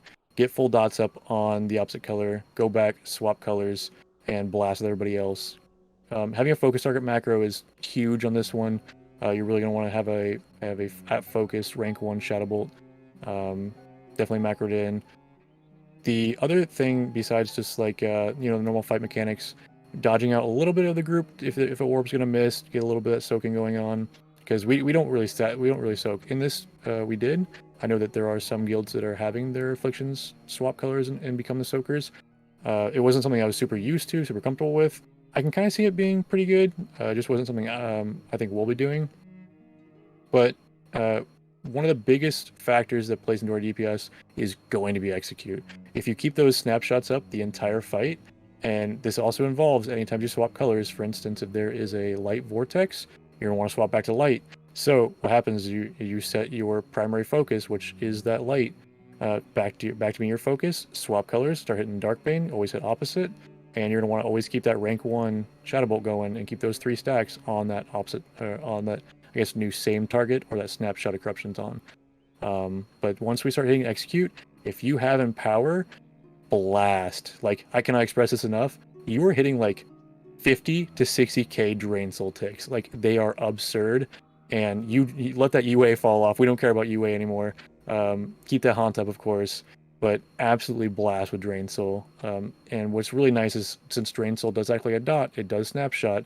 As soon as you can get that during the execute phase with Empower, if there is any more boss health left at the end of that Empower, you try and snapshot right that like last second for that Drain Soul, because you can get a fully empowered Drain Soul off even when the debuff's fallen off, right? Because it's snapshots. So definitely try and get that min max out there. It's a huge DPS increase, and it's like one of those fights like the skill ceiling is so high because I know some people were trying to snapshot dots and keep UAs up on the secondary target. I don't really think it's worth it. Your damage per cast just falls down so much because your Shadow Bolt's just hitting like a truck, right? So really just keeping that snapshot of corruption up. The Doom is kind of just like a fluffer that's really nice in the opener. Past that, you're really just looking to strictly follow the boss mechanics. A second time? So the only time I would really Doom a second time is if, for say, you're going to a vortex and you have to move to click it, which generally you're already in position for it, but if you do have to move at all, go ahead, use that global, hit that Doom on it, then swap over. You wiggle it around to get an orb, maybe? Like how you're kind of moving to get an orb, maybe? Yeah. I would only suggest doing this if you're soaking, or if it's going to miss your raid by a little bit of a margin and you're stacked up with them, then I would advise moving on open globals. If you are moving constantly and trying to hit all the orbs, first off, people are not going to be happy. If you eat orbs that cause the people to miss their Empower, you are screwing everybody over, and it is not going to be fun for them. Only move out for the ones that are going to just miss the raid and not going to be able to be soaked. Outside of that, really just stack plant. The most kind of crucial movement comes if you ever have to swap to dark, like back to dark again, you're really going to want to utilize that portal. I think this fight's going to get so fast, though, that you're only going to really see 1 or 2 abilities, so it's going to be rarely used that you have to portal back and take that dark portal. But it is very nice that instantly portal over, grab the dark, you're able to start blasting. You don't have to worry about boots down times if you have to use boots for some soaking or whatnot. So definitely keep those snapshots rolling and just blast and empower into the Drain Soul, giga damage. In terms of surviving when it's the opposite color vortex, well, usually going to be dark. You can Shadow Ward if it's going to be the dark one. And I survive with a Shadow Ward Coil, Hellstone. Just make sure you're saving it for that. Yeah, we're always actually swapping so that we get the Empower stacks, because if you are the same color as the Vortex, you get stacks for it. So we always generally have most of our raid, other than Soakers. Actually, even our Soakers swapping for the Vortex. I think that'll be just like eliminated. Too. Yeah. Well, last one. An insane one too, honestly. Very fun fight. The one. This is one of my favorite fights ever. Which I think largely depends on if your guild lets you seed them or not, right? Like some dudes. Yeah. I don't know about you guys, but I'm in a guild where they don't let us seed. They're not seeding at all. We're just. We have mages that love to be mages. Oh yeah. So. We had a stern talk with some of our mages about like how much of these living bombs are useful in some cases. Oh, you can't have that conversation with the ones in my guild. No, dude, they're all understanding. I don't know. They're trying to get us to stop corrupting the ads because of the healing that gives the fucking boss type shit. Yeah, so there's so many different strats to go into, honestly, as well. Take it away. So in this P1 phase, the way that we do it, and a lot of other different guilds are doing it, is as you can see in this video, we're actually like bull blasting some seeds later on, but early on, we're just gonna be looking to corruption. We don't really need to be blasting them because there's so much cleave damage in the raid, especially. This is only 4 Affliction Warlocks, right? As a demo, I know things change because you guys do have such a good damage per cast breakdown for seed versus other things, because your other damage per cast breakdowns are so low. But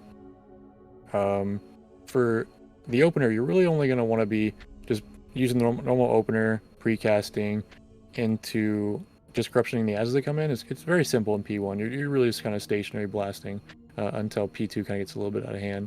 And I don't know if Nukin wants to talk about kind of how Demo just spams seeds in P1 for the most part, but I know that's pretty much what duty we have him on now. Yeah, I mean, it depends on the guild, right? Like, if you have a ton of Unholy DKs, I think you'd be okay with the Demo not seeding, but as being Alliance, we just don't have that same Unholy stack. It's not really as worth it. So in that case, I'm just hard seeding a lot of the burrower phases. It's like me and an S priest almost just single-handedly carrying those burrower phases with living bombs. But yeah, I even save Immolation Aura the first meta. I will Immolation Aura the burrowers at the end of the meta as well. Do we want to talk about P2? Snipe some decimations off the ads into the boss too while you're waiting if you can. Yeah. Oh yeah, go ahead, Face 2. Go ahead.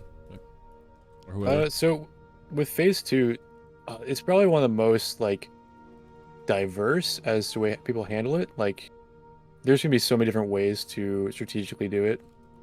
The biggest part is that you do not want to be where the boss is burrowing. If you are near where the boss is burrowing and you get chosen for those spikes, you're gonna not have a fun time. You're gonna pretty much instantly die. It's gonna select a new target. It's gonna get messy. So always make sure that you're able to be wherever your group's gonna be kiting the spikes to for the ice. Pre-position before he's even starting to really burrow. Starting P2, you really just want to blast the eyes. Like, I know that like a lot of people think that like they kind of just like, oh, they just passive die or whatnot. But if you have a really fast P2 and a P3 transition and you're not doing the Zerg, or you kind of have like a really high DPS coming out of P2, you don't want those debuff stacks that those little scarabs give you, man. Like, those hurt. Like, I want to be able to like get 0 healing in P3, right? But if I'm having to like worry about how many stacks I have in those little scarabs that people don't want to touch because they're just running around not playing the game, you know, then it's gonna get a little messy. Now, what about you, Phase 2? I'm gonna step away for 2 seconds, but go ahead, talk about it. If anything changed, if not, you can move into Phase 3. Yeah, I mean, beyond the Phase 2 is kind of depending on guild what you're doing. Mostly just follow the right strats. Make sure you're using boots and going to the frost patches that you need to do. And then beyond that, the main thing you want to make sure to do is your seeding or single targeting down the scarabs. The scarabs are a little bit more obnoxious than you might think. They kind of feel like filler ads in the meantime of Phase 2, but they are actually very annoying because of the poison debuff they leave going into Phase 3 potentially, because it lasts a whole minute. So you definitely want to prioritize those. Don't just kind of sit around AFK waiting for spikes to move around. Just whatever you do, just kill those. It will help a lot. But I don't think there's a whole lot else for P2. It really just depends on your guild, on what you're doing. Every guild does something a little bit different. But I would say if your guild doesn't have much of a strat, ideally you want to end the spikes right around where you had the boss position in Phase 1.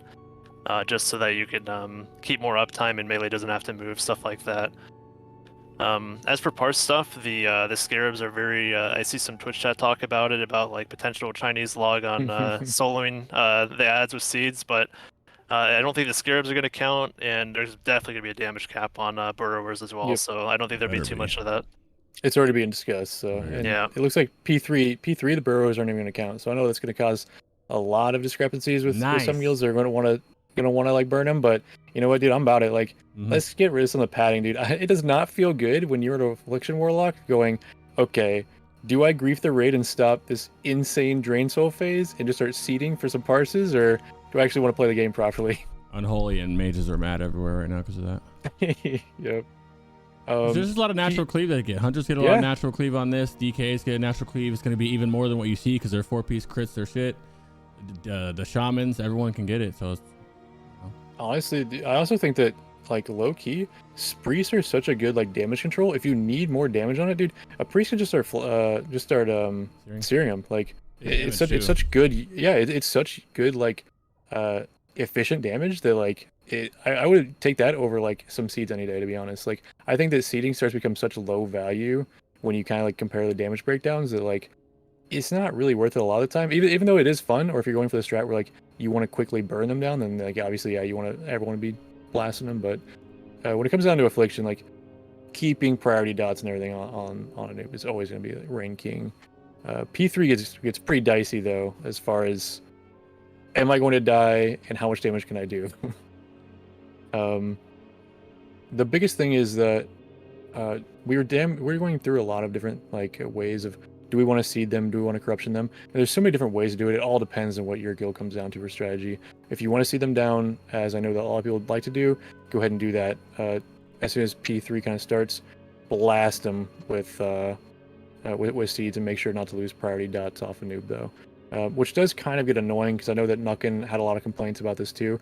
If those burrowers aren't right on top of a noob, dude, it's hard to reach them all with seed. It's going to be really difficult. It'll hit like one side of them. Yeah, it's like you're like, okay, well, 2 of them are dead, but 2 of them are alive. What do we do? Kind of thing. It's I think even it's more worse just being for, vocal too. Like that's how it was with our Yep, guild. And yep. Baron's like, hey, how's it going? And we're like, oh, put a little this way or a little that way. You know, Yep. be a little vocal. Especially if you have melee cleaving. It's even worse for Immolation Aura. It is Oh, so man. difficult to hit all 4 with Immolation Aura, but it is doable. Also, another kind of big discrepancy is whether to corruption the ads that come in or not, and that's kind of like up for debate whether you want those eradication procs or not versus the healing done to the boss. It gets very min maxy. Like a couple. I'm sure as they come in, if I think that it's healthy as they come in, if you have like especially if you have eradication, right? Those corruption are gonna fall off so fast that if it's right before P3 is kind of going down and you haven't started that healing yet, I think it's honestly fine. And an interesting kind of like dynamic of Warlock during P3, your life tap is a DPS global, which is really weird, but it starts becoming more and more impactful as like the higher health you are, because obviously we don't want them to leech that big percent health. So if your like mana is like taking a hit and you're gonna have to like tap during P3, go ahead and just burn those taps early on, right? Like hold your haste cooldowns, hold those big drain soul cooldowns. Really get those taps out, bring your health down, reduce some of that healing he's gonna take.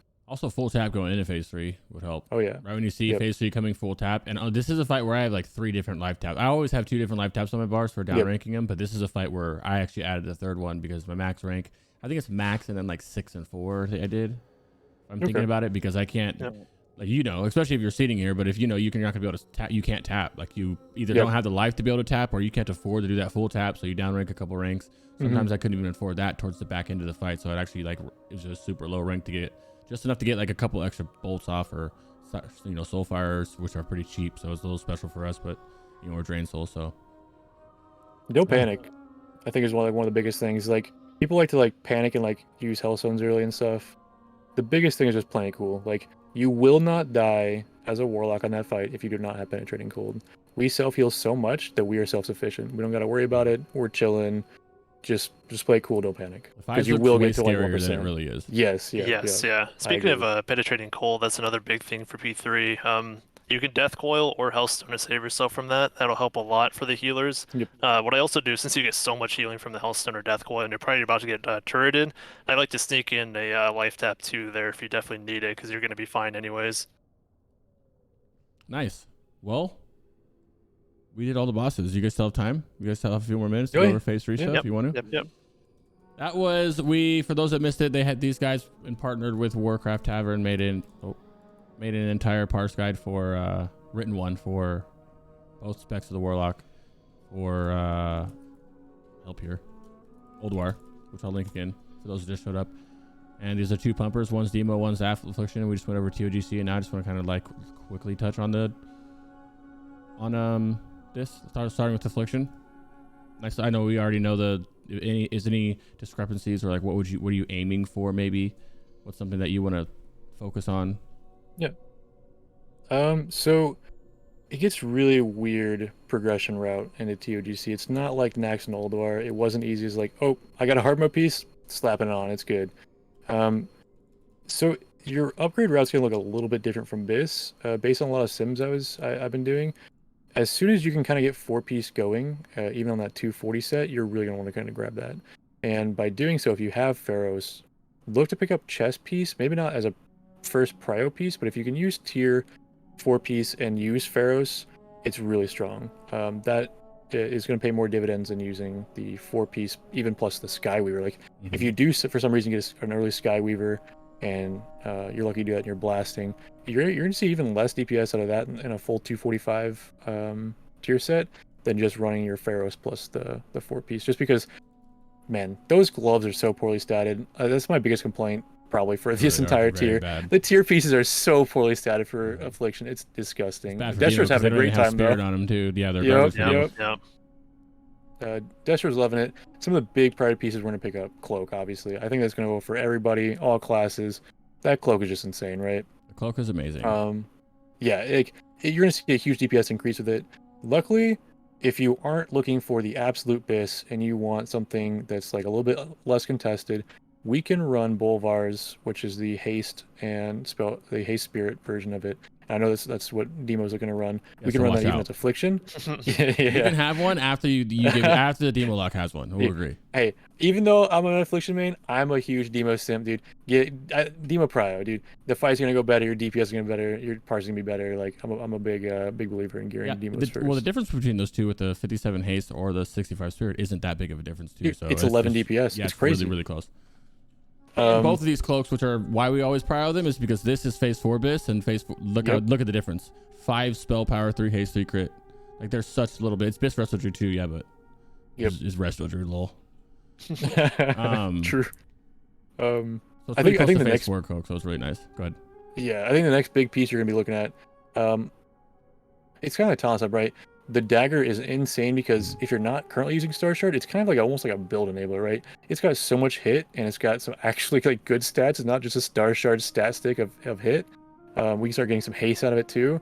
That it's really nice. It kind of like, it may be a weird word of like unlocking the rest of it's useful, but if you have Blade of Terrace pretty early, it lets you kind of use those off pieces like the belt, the boots, and not have to worry about grabbing the hit variations. Even though those are really good pieces, I would say this is probably like up there for priority for me. Just thoughts on the sword.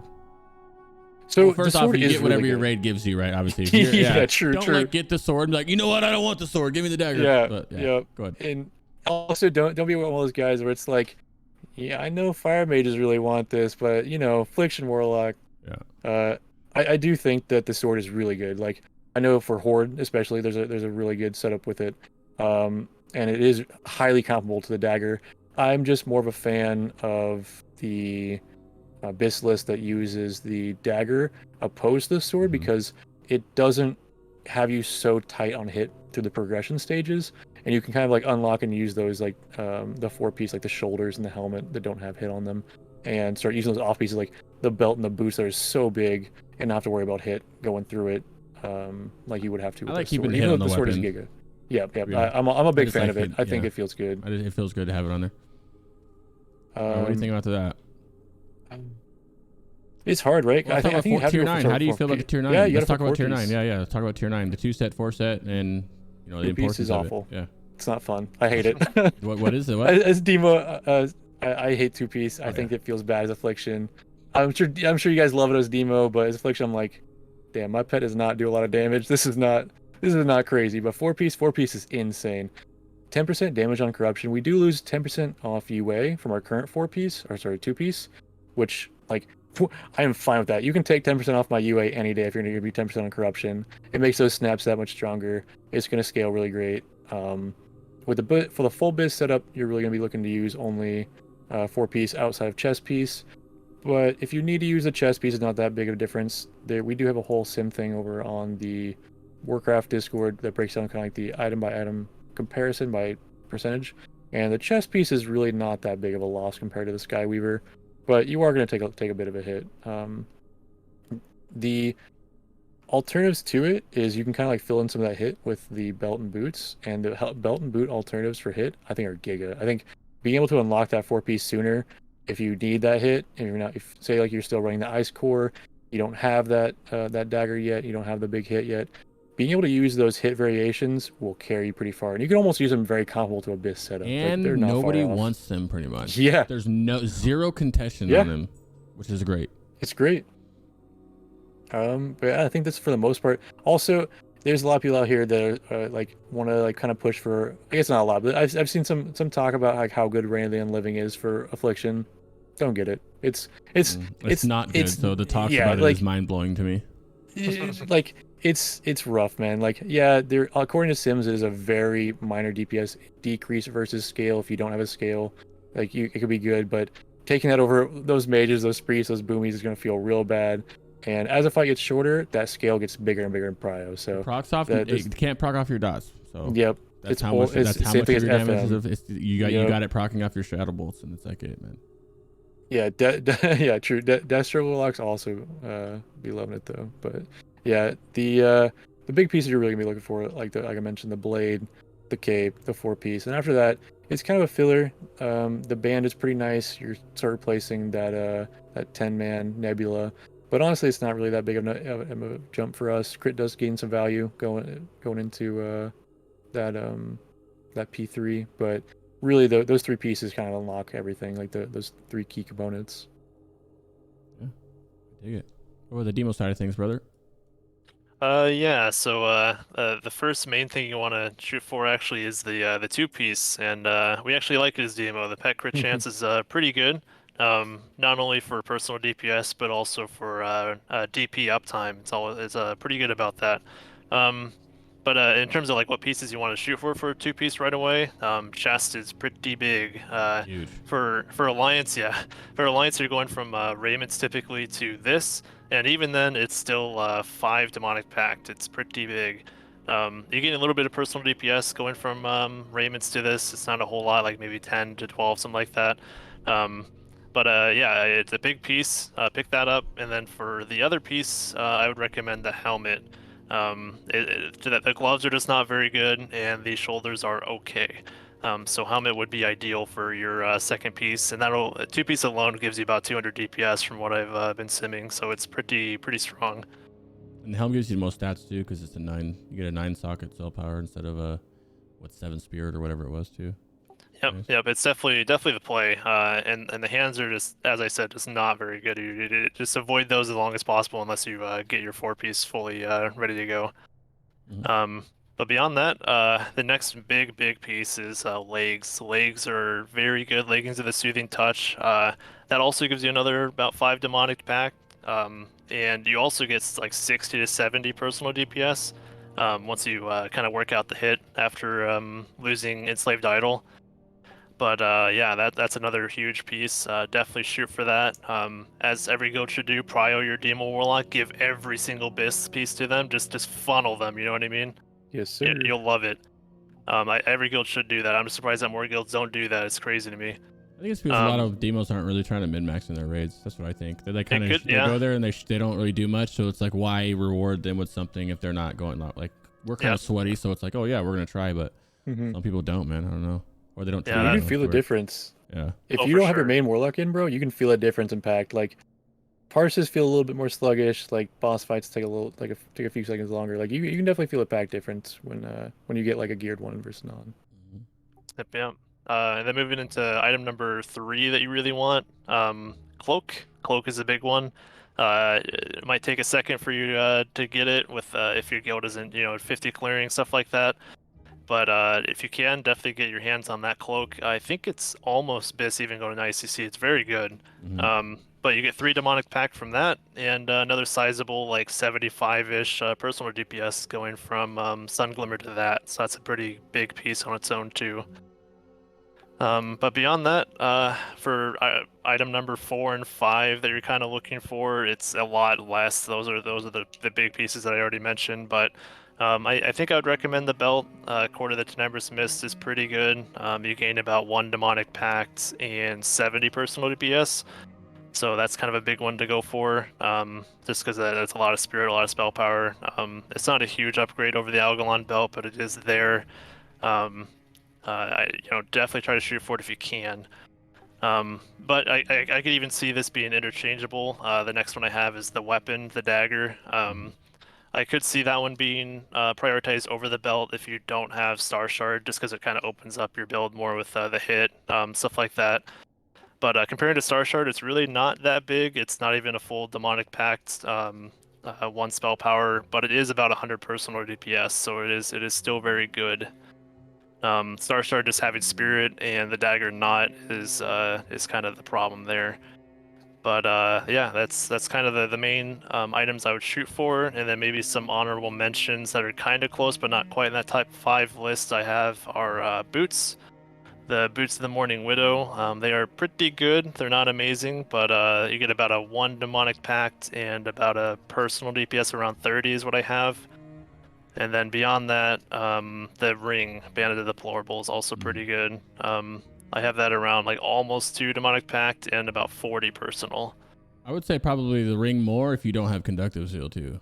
Yeah, especially if you don't have Conductive Seal, then I would. This is like up there. But yep. Yeah, I was just assuming that you're going in full BIS Ulduar. Then yeah, that's about what it would look like. Yep. I still don't have a Conductive Seal. That's like the only thing I'm missing on my gear. It's crazy. What's your thoughts on trinkets? Okay, Obviously so Flare, trinket but some. there's living and then DC and then of course rain. Like, what's your thoughts? Yeah, I've been running. I hate Living Flame. I don't Me like too. it. I understand why people like it. It's more consistent for the first pact and lining up stuff, sure. But I don't like it. It's a lot of hit. I just prefer running Dying Curse for the potential higher packs and more uptime, stuff like that. And then running maybe just 1 or 2 hit gems if you still need hit. I prefer that heavily over Living Flame, but I know Horde has a little bit more trouble with hit because of the no Draenei hit buff, so they kind of lean more towards it. I understand that, but even then, I would definitely still try to fit a Dying Curse into your set if you can. What do you think about rain for DPS personals? It is disgusting. It is. I know it's correct, but it is disgusting, and you definitely should take that very dead last probably. Yeah, I wouldn't give it to Demo at all. No, yeah, I probably wouldn't either. Or Affliction. Don't even. People want it so bad. That's like number one thing I got when I did the phase 3 was obviously the Living Flame DC thing people understand, but it was like, why not everybody wants rain? I think it's because it's new and shiny. It's like with that new and shiny toy, I want it, but every other spec, every other spec benefits so much more on this. Even Shadow Priest benefit way more on this. So buckle up. Is that all? Oh, go ahead. I do think a little bit of a honorable mention too for if you can get 2 pieces of Affliction, you do start seeing some benefits out of it as soon as you start getting like that helm and shoulder rock. And the helm is, or sorry, the pants and shoulders. Helm is not great for Affliction. A lot of the tier pieces, you're gonna feel bad about upgrading them. You don't really want to get them or start slotting them in until you're really actually getting the bonuses and fully able to utilize them. Would you suggest force set being important enough to where you would use like the 245 tier to get it? Yes, absolutely. You start seeing a pretty substantial DPS increase with 4-piece rocking, like I mentioned earlier, the helm, shoulders, chest, and pants. As soon as you start rocking those and you have like a nice Pharaohs or Pulsars if you need the hit still, you'll see a pretty substantial DPS increase just with that alone. If you do have like a Skyweaver or whatnot, then I would opt to not try and replace the Skyweaver, of course. But yeah, if you get that 245 early, dude, like 4-piece blast on Affliction. But it is kind of weird that the upgrade path for the 4-piece on Affliction, you don't take the Abyss 4-piece early, if that makes sense. Like that chest piece, you're not using that in an Abyss setup ever. But because our Pharaohs is so strong and a lot of our gear, we're not really hurting for hit going into a Star Shard and having a lot of the hit on our gear already, we don't really need tons of hit, especially with ToGC. ToGC seems to want to throw like hundreds of hit at us, where we're used to like 40, 50 hit there, maybe like 30 hit on a piece. But yeah, it's gonna be weird going forward. But I would definitely pick up the 245 pieces. Honestly, pick up all 5. Once you get tokens, you can upgrade or buy the 5th one later on, so that we can kind of play around with all 4 slotted whenever you need. Are you touching the 245? No. I don't think so. From what I haven't sent it a whole bunch, but just looking at it, I highly doubt it, especially because some of the pieces don't even have spirit. I would probably stay away from that. It doesn't feel as good being Demo and ToGC as it did the entire game up to leading to then, and I have a feeling that it's just gonna. Well, I don't have a feeling we know. It's just that gap is starting to widen more. You're starting to feel the gap now. You know what I mean? It's gonna start to hurt. You'll notice it in ToGC. Like I mentioned, Jaraxxus. For some reason, we just can't perform on that. I don't know what it is, but that's gonna start happening a lot more going into ICC too. So just kind of be ready for that. Buckle up. Yeah, I've been warning people for like a year, 8 months now, however long the game's been out, and I was like, yo, hey, it feels good right now. Everyone's Demo, but you're not. It's not gonna feel. I want to see how many people all of a sudden don't want to play Demo here in about 3 months or something. They're like, you know what? I don't want to play Demo. What about Destro or what about Affliction? No, they're all gonna swap Mage. We already know it's gonna happen. They'll swap Fire Mage. Yeah. They're traitors. They're just gonna betray us. Dude, like we mentioned, bro. Honestly, I'm excited to see the Destro come up because those BIS lists for Destro are looking nice. Obviously, there's a lot of his contested gear, but once you get that full BIS rocking, though, like it's pretty competitive, like pure single target. I got you, Rob. What's up? I haven't like looked up too much of the individual pieces, power bonuses of each of them, but I know that once you start rocking that, all that crit on it, it's 100%. Yeah. Besides bracers, yeah. Besides bracers with Shadow Priest, and I think mages use, but in terms of Warlocks, it's straight contention the whole time. everything. Destro players are rejoicing though, because like ToGC's finally the start of like, all right, we're going back online from what we used to be back. And they're blasting too. I mean, I did a run, and I was not even playing perfect, and my imp was all fucked up. My first Destro run last week, and I was like clapping. I wouldn't say carrying, but I was carrying at the same time. So imagine it in the right hands. And I guess I've seen a lot of people in chat mention Destro, which we're gonna have an episode that's just like me and a couple other people, Destro guys, all just like we just did, but all about Destro. So I didn't leave you guys out. Wow. Hell yeah. I get asked a lot about Destro. It's kind of crazy. I just think it's just it's one of those classes that people can just like even pick up an alt, right? Like you can enjoy Destro like as at any skill level and just have fun with it. Yeah. Well, we did it. I'm gonna shout you out again, Buck. Go check out his stream. Well, thank you so much, dude. I appreciate it. Of course, man. I appreciate you guys coming on here, man. Appreciate you guys reaching out too. Yep, thank you. They're frequent in the Warlock Discord. They're always in here. These are their logs. They're obviously pumpers. One's Demo, one's Af. We did all of ToGC. I mean, all parse for Ulduar stuff, and then we did ToGC afterwards. This will be on YouTube. Probably tomorrow morning I'll put it on YouTube. Yeah, I'll record it. Make sure go through the VOD and make sure all the audios are good and timestamp them, and I'll put it on the podcast and sites and stuff like I usually do. I appreciate you guys coming here, Doug. This is a lot of fun. Thanks for having me. I haven't done a log talk in a while, so it means a lot. I know the community will like this a lot too. It's been an honor. Thank you, Grix. Yeah, of course, man. Yeah, and I'm sure Nukin can contest to this, but people in our guild know, dude, we do not shut up when it comes to Warlock logs or parses or anything Warlock, dude. As soon as like we get a few of us start mentioning it, they're like, okay, here it comes again, dude. Yeah. We're now an hour Warlock parse talk again. I love it. That's good. Also, feel free to reach out to me anytime, like any of you watching, the DM, Discord, anything. I am always happy to answer questions, help coach, stuff like that. I love getting DMs from random people from Warlock Discord. I get them a lot. I love it. Keep doing it, please. Yeah. Same. Reach out anytime. Yeah, well, I appreciate you guys, man. And we'll do this again when it comes closer to ICC, yeah? Yep, yeah, sounds we'll definitely have the ToGC guide out, I'm sure. Yes, yeah, I'm very excited for that. That's going to be a fun one. Yeah, and again, it won't be out last 2 Tavern weeks. for doing the written one, too. This is really nice how they did this. You can go through all the classes with all top-ranking people doing the parse guide for them, too, for each spec, for everything, which is pretty nice, honestly, thank you for the author of it, giving us the opportunity to go ahead and make that with us, our Ray leader and everything. It's been a lot of fun. Love coming and hanging out, talking Warlock stuff. I appreciate the opportunity.